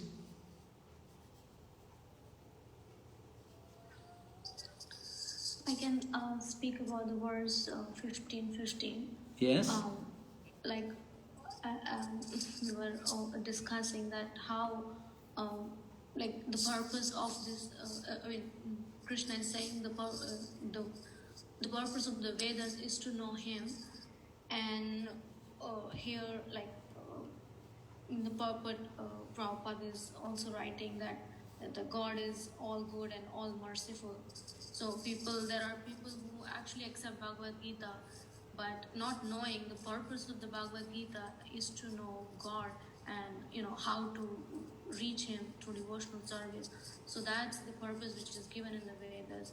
And Krishna is saying that I'm the knower of that Vedas. So that means like when he is saying we need to take that instruction from him to understand.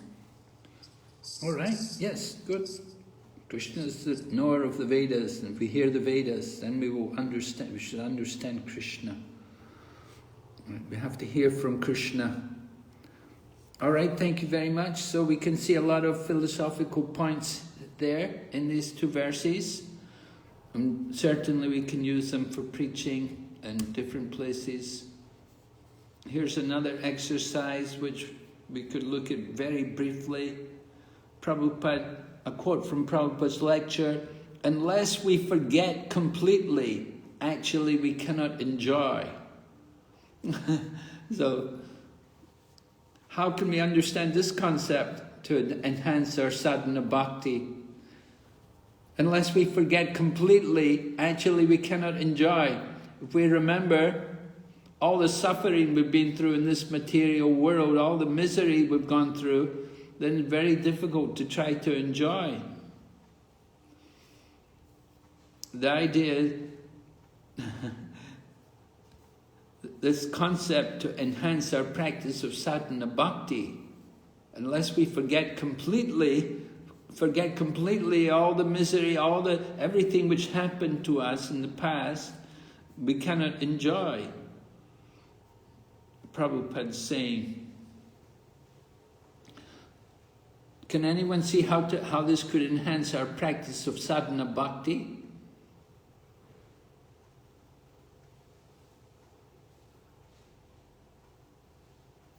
We have Indulekha Mata. Hare Krishna Maharaj, I can give only one point, like for example, like during festivals and all we are fasting, especially Janmashtami and all. So if we are always submerged in some service or some this one, we won't feel that we are hungry or anything. So those sufferings we won't even find. We have to be completely submerged in the service of Krishna on that day. We're so absorbed in the service of Krishna, you forget everything, even the bodily demands. Eh? Yes, yes. Okay, good. Thank you. We have Murli Govind Prabhu. You want to say something? Hare Krishna Maharaj, Dandat Pranam. I like this verse 14, Aham Vaiso Naro Bhutva. It will be very, very practical to tell the people that whatever, even the very existence of our life, like inhaling and exhaling also, is the grace of the Lord. And even the food, what we eat, how it is getting digested. These are very simple things which we can express them about the divinity and the inconceivable energies of the Lord. Okay, but you're not relating to this point here, that we have to forget everything. No, you said from 7 to 15, so... Oh, we finished that exercise. Sorry. Yeah, we're going on. Yeah, we're going on to something else. Yeah. Satyanandan Prabhu. Hare Krishna Maharaj. So unless we forget completely, unless we forget the small things or the small petty quarrels which we have maybe with our family members, maybe some devotees, or thing, if we do not forget them, we'll be completely filled up and we won't be able to concentrate at all on our sadhana or on our chanting or on any devotional service. So these things are to be forgotten, forgiven. It's important. Okay. You want to do your sadhana? We should forget everything. Forget you have to go to work, forget you have a family, forget you have any debts or anything. Just do your bhakti. Just forget everything. Okay, we'll go ahead. Thank you very much. We have one more hand raised. Oh, there's another hand raised, yeah? Hareshwari Mata. Shri Krishna. So we should forget any bad dealings with Vaishnavas and all. So we should not think, oh, this person, he told something bad about me or like that. Then we will be able to progress more nicely. If we keep it in mind, then it won't be nice. Yes, we have grudges. If we have grudges and hold bitterness against someone, that's certainly not good for our Krishna consciousness. Right. Okay, thank you, Mataji. Yeah. Okay, just going on here. Chapter 14, text number 4. We quote this verse. Oh, yeah, we finished, we studied this verse, right? Yes. Okay, so coming to Vedanta Krit, 15:15. Vedanta Krit, Vedavid Eva Chaham. As already explained, the Lord in his incarnation as Vyasadeva compiled the Vedanta Sutra. Here, the Lord is giving in summary the contents of the Vedanta Sutra. Contents of Vedanta Sutra. 3 verses, 15, 16, and then 15, 17, I think like that. Vedanta Sutra. It's a mini Vedanta Sutra in the Bhagavad Gita. Right? Trisloki Gita. Essence of the Vedas, described in 3 verses. 16, 17, and 18. It's the Trisloki Gita. 1 verse is Sambandha, 1 is Abhidaya, 1 is Prayojana.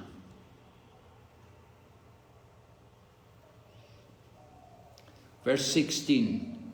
There are 2 classes of being, the fallible and the infallible. In the material world, every living entity is fallible. And in the spiritual world, every living entity is called infallible.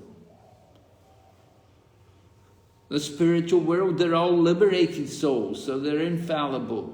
But we're conditioned souls, we're the fallible. So that's verse 16.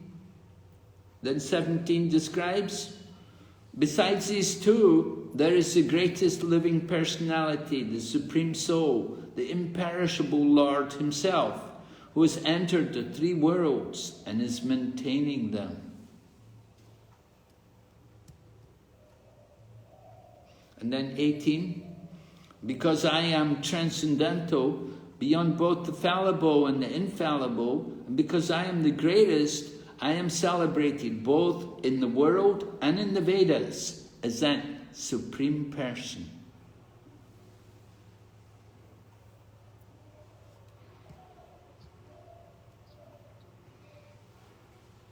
Text 19 says, Janati Purushottamam Sarvavit.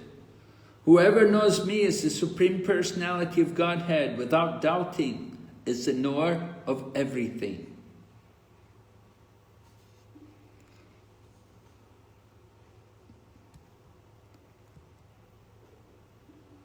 Oh, sorry. From the purport of text 19, one should submissively hear from Bhagavad Gita that these living entities are always subordinate to the Supreme Personality of Godhead.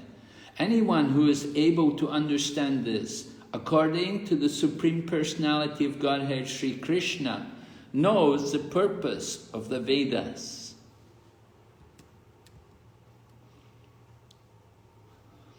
Bhajatimam sarva bhavena bharata. He therefore engages himself in my full devotional service to me, O son of Bharata.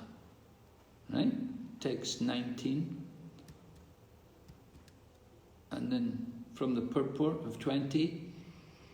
In this chapter, the first 5 verses describe the process of freeing oneself from these weaknesses of heart. And the rest of the chapter, from verse 6 through the end, discusses Purushottam Yoga.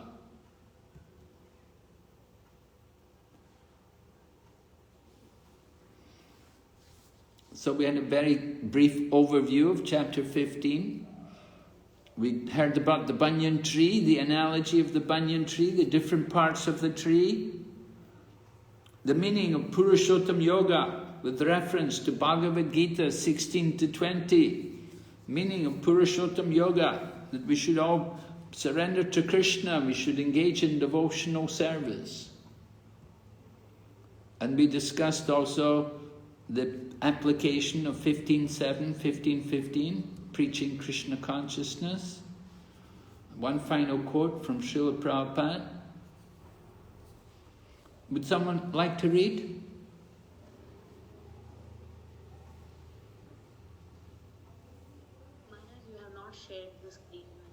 Oh, really? Oh, I'm sorry. I'm not sharing the screen. This is terrible. Now you can see it?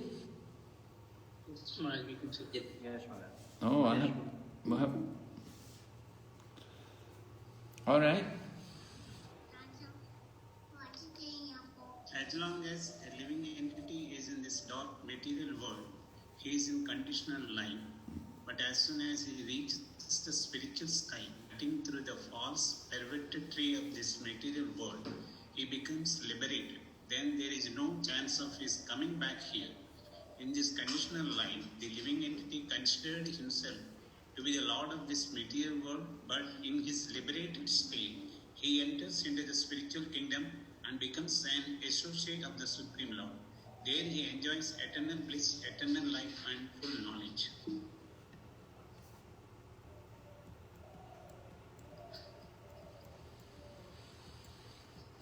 So you didn't see any of these slides then?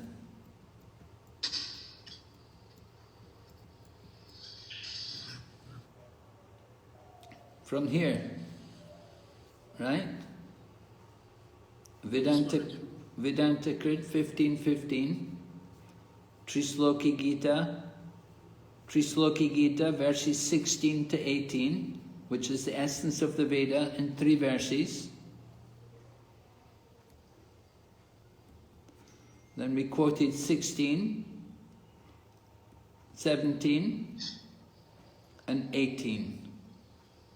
3 verses, the Trisloki Gita.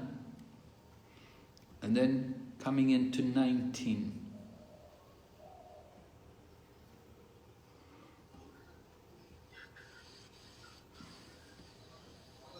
And 20.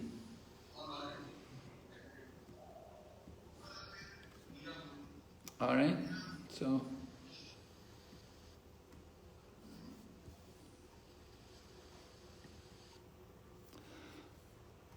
we've covered very briefly chapter 15. We'll look at it a bit more tomorrow, and we'll go on to chapter 16.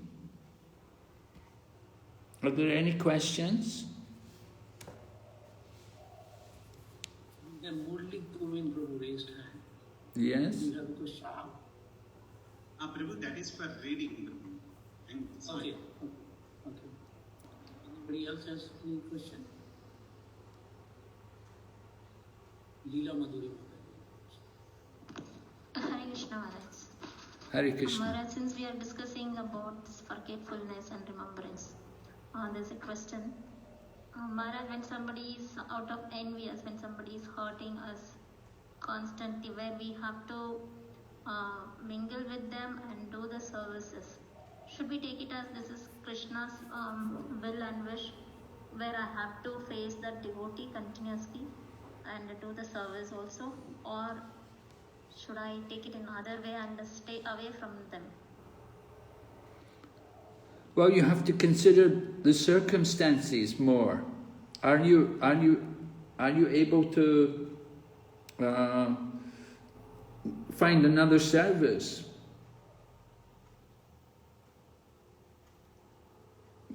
Are you able to find somebody else to do your service? What you're supposed to do, is someone else able to do it?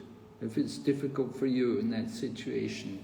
If you give up the service, there's another person there to take your place.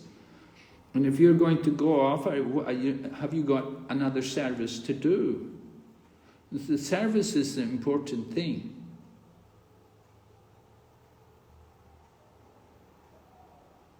But I may not be able to give 100% because of that pain. So. Well, this pain, this is the mind, right? This pain is the mind. It's our own mind which is giving us the pain. There's nothing really physical there. It's simply our own ego which is suffering.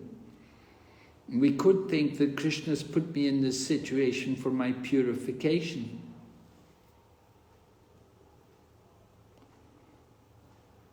Okay. A person is giving you a difficult time. You know, you just have to, sometimes we just have to tolerate that, you know, thank you very much, you know. And you know, sometimes, some people, they like to give other people difficult times. And if they see they're really troubling you, they enjoy it. But if the person sees that, you know, you're not really disturbed, although they're trying to give you a difficult time, you're not really disturbed, then they won't bother. They waste their time because they know they can't disturb you. But if they see that you're really disturbed and shaken up, they'll give you more trouble. And so you have to, you have to consider the situation. It's really just our own mind which is disturbed. And the person may not actually be conscious that they're giving you a difficult time. It may just simply be you, that you're thinking they're giving you a difficult time.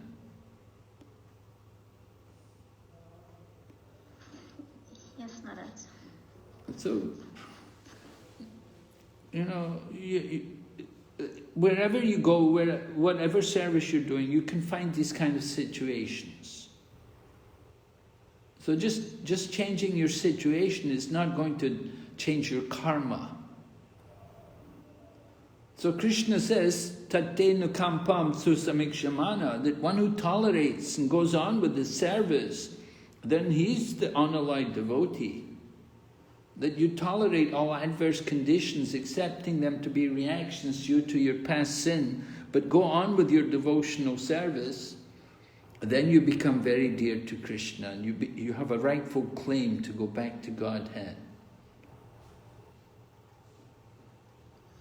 So I would encourage you to tolerate it and to go on and not to get thrown off by this other person.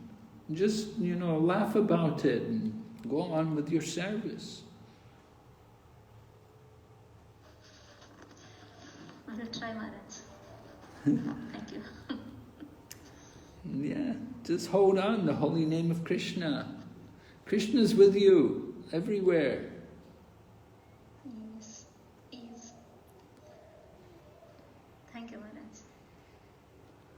Okay. Any other questions? We have Sachinandan Prabhu. Hare Krishna Maharaj. Maharaj, as you said that this 15.6 to 15.8 is the 3 Shloki Gita and like essence of all the Vedas. So we're not able to understand it, how it is having the sambandha with the Prayojan. We're just reading the translation, it just doesn't seem to be that they are be there. That is the process, but it doesn't seem to be the part and these 3 verses. And also I wanted to know that how it is that we had a Chatushloki Gita in the 10th chapter, 10.8 to 8, 9, 10 and 11. And then we have 3 Shloki Gita here. So this is like something given by Acharyas that these 4 verses will be Chatushloki Gita, these 3 verses will be 3 Shloki Gita. What is the concept of that? Yeah, I'm just trying to check myself how it's mentioned. I'm looking here in Bharijan Prabhu's book, which is Surrender Unto Me.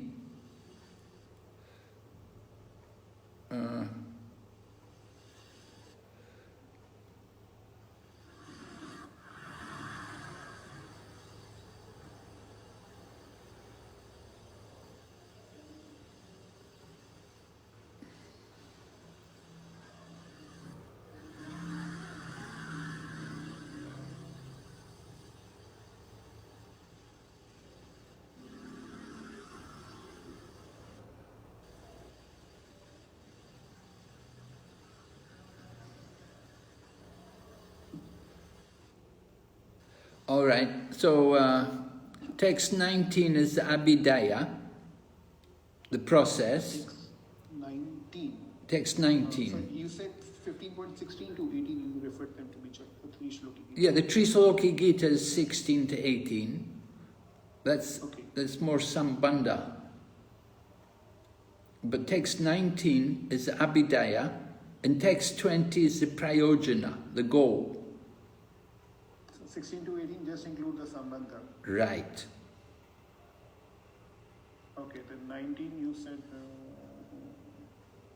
Right, I'll just read it to you here. Just read it. Bharijan Prabhu writes in his book, he says, Srila Prabhupada's words clearly indicate Sambandha, Abhidaya and Prayojana.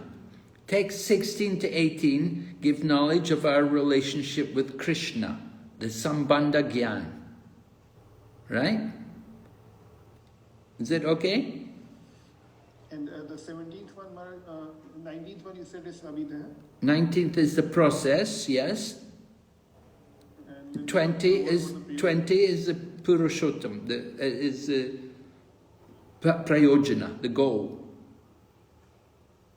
So how come there are only 3 verses included in 3 Shloki Gita? It should be till 20. It's only Sambandha in those 3 verses. Yeah, 16 to 18 is the Sambandha. And but they're sometimes called the Tri-Sloki Gita because they give knowledge, they give this knowledge. Okay. And Parijan Prabhu writes, Krishna also, as the knower of the Vedas and the compiler of Vedanta, in these 3 verses, 16 to 18, assists souls in transcending material existence by summarizing the essence of the Vedas, which is the Vedanta. Have you got it? These 3 verses, 16 to 18, they summarize the essence of the Vedas. And the essence of the Vedas is Vedanta. Vedanta is the Vedas in the condensed form. And so these 3 verses are the condensed form of Vedanta. They're telling us the main part of the Vedanta. The 3 verses, 16 to 18. That's why they're called the Tri-Sloki Gita.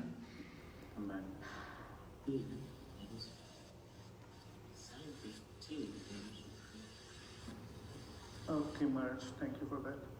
And Maharaj, in the first verse, Yastam Vedsa Vedavid, it is mentioned that one who knows and banyan tree is actually the knower of the Vedas. So it rather seems to be quite simple, that is tree uprooted down and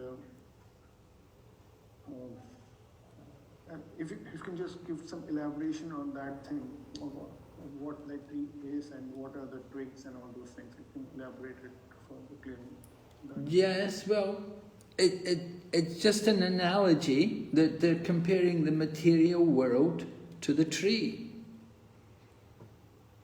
Right? This material world, the point is we have to get detached from this material world because we're thinking this material world to be so important.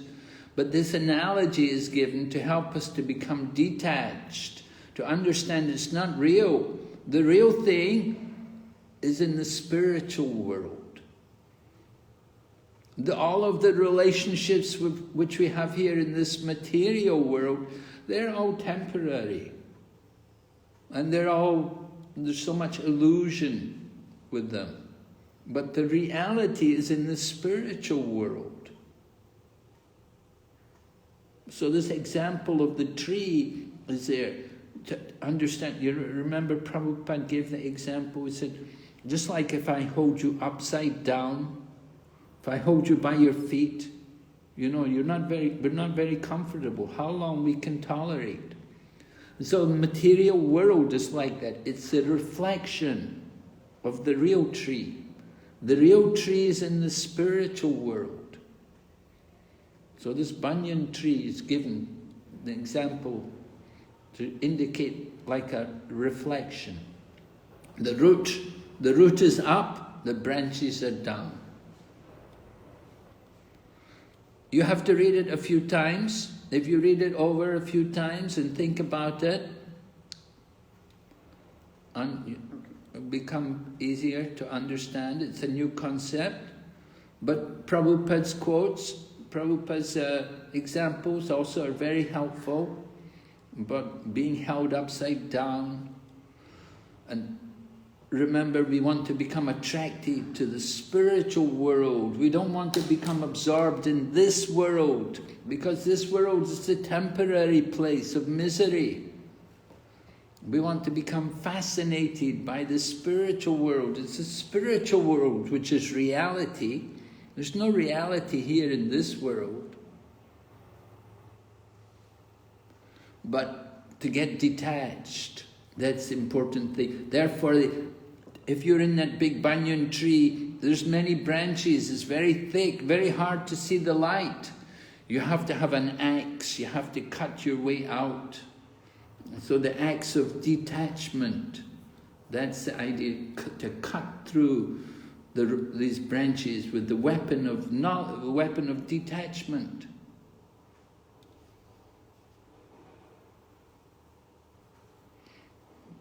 Right?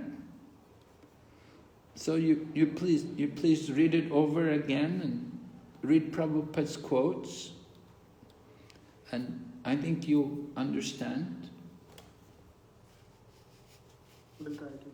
Also, the diagram which you showed was quite helpful, and I wanted to understand more of the diagram, like the reflection being the desire and the fruits, dharmas, kama, moksha, twigs and subjects. Yeah, well, you have that. You have the same diagram in your student handbook. It's on page 71. The diagram is there, and everything is shown, all the different parts of the tree, and everything is explained there in detail on the diagram. It's very well done, actually. We really spent a lot of time preparing. You can see the devotees, they really put a lot of energy, a lot of effort to give everything. So make good use of your handbook. On page 71, you'll see this diagram, the tree, and all the different parts of the tree, and the significance of each of the parts. You know, the only way out of the tree is detachment, right? And you have to read it for yourself. And then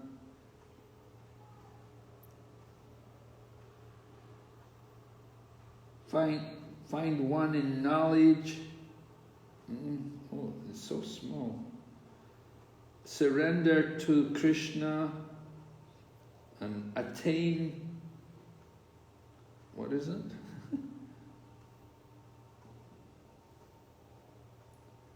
Attains eternal abode. Okay, attain eternal abode. So the leaves are the Vedic hymns.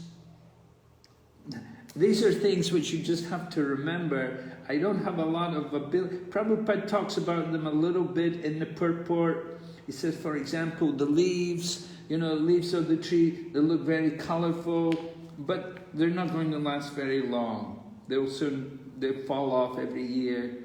So Vedic hymns, they give temporary benefit. The twigs are the sense objects, the tips of the branches are the senses. I have difficulty to explain these things. You just have to I don't really, it's a little tricky. The sense objects are the twigs. Well, sense objects, we know what sense objects are. We know what the senses are. The tips of the branches. Tips of the branches are what we use to get knowledge, right? We get knowledge through so the senses are the tips of the branches. The tips of the branches, they can perceive different things. Then the roots are mentioned, the reflection on desire, the fruit of the tree. What are the fruits of the tree? Dharma, artha, kama, and moksha. All right, it's the fruits of material activity. People want to enjoy these things in the material world.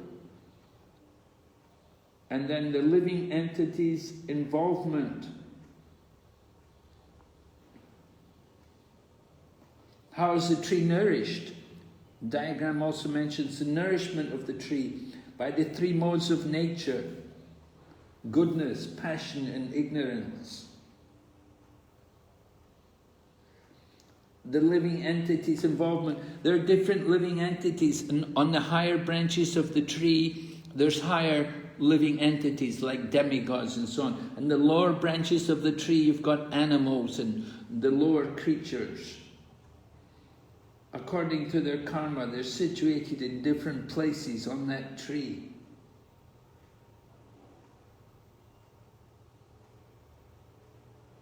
Hopping from one branch to another, trying to taste the fruit. Up is down and down is up. Can't see how far the tree extends or where it ends. It's the nature of this tree. You can't see. It's so big. Although living entities are eternal fragmental parts of Krishna, they're struggling with the senses. So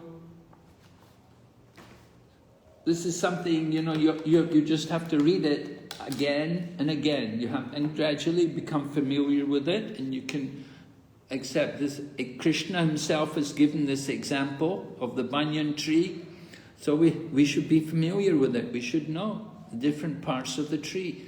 And in this way, by knowing the parts of the tree, we can cultivate detachment from the material world. Right? Thank you much. Any other question? Nobody else? All right.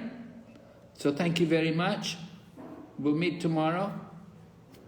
Thank you. Srila Prabhupada ki jai. Gaur Bhakta Vrinda ki jai. Hare Krishna.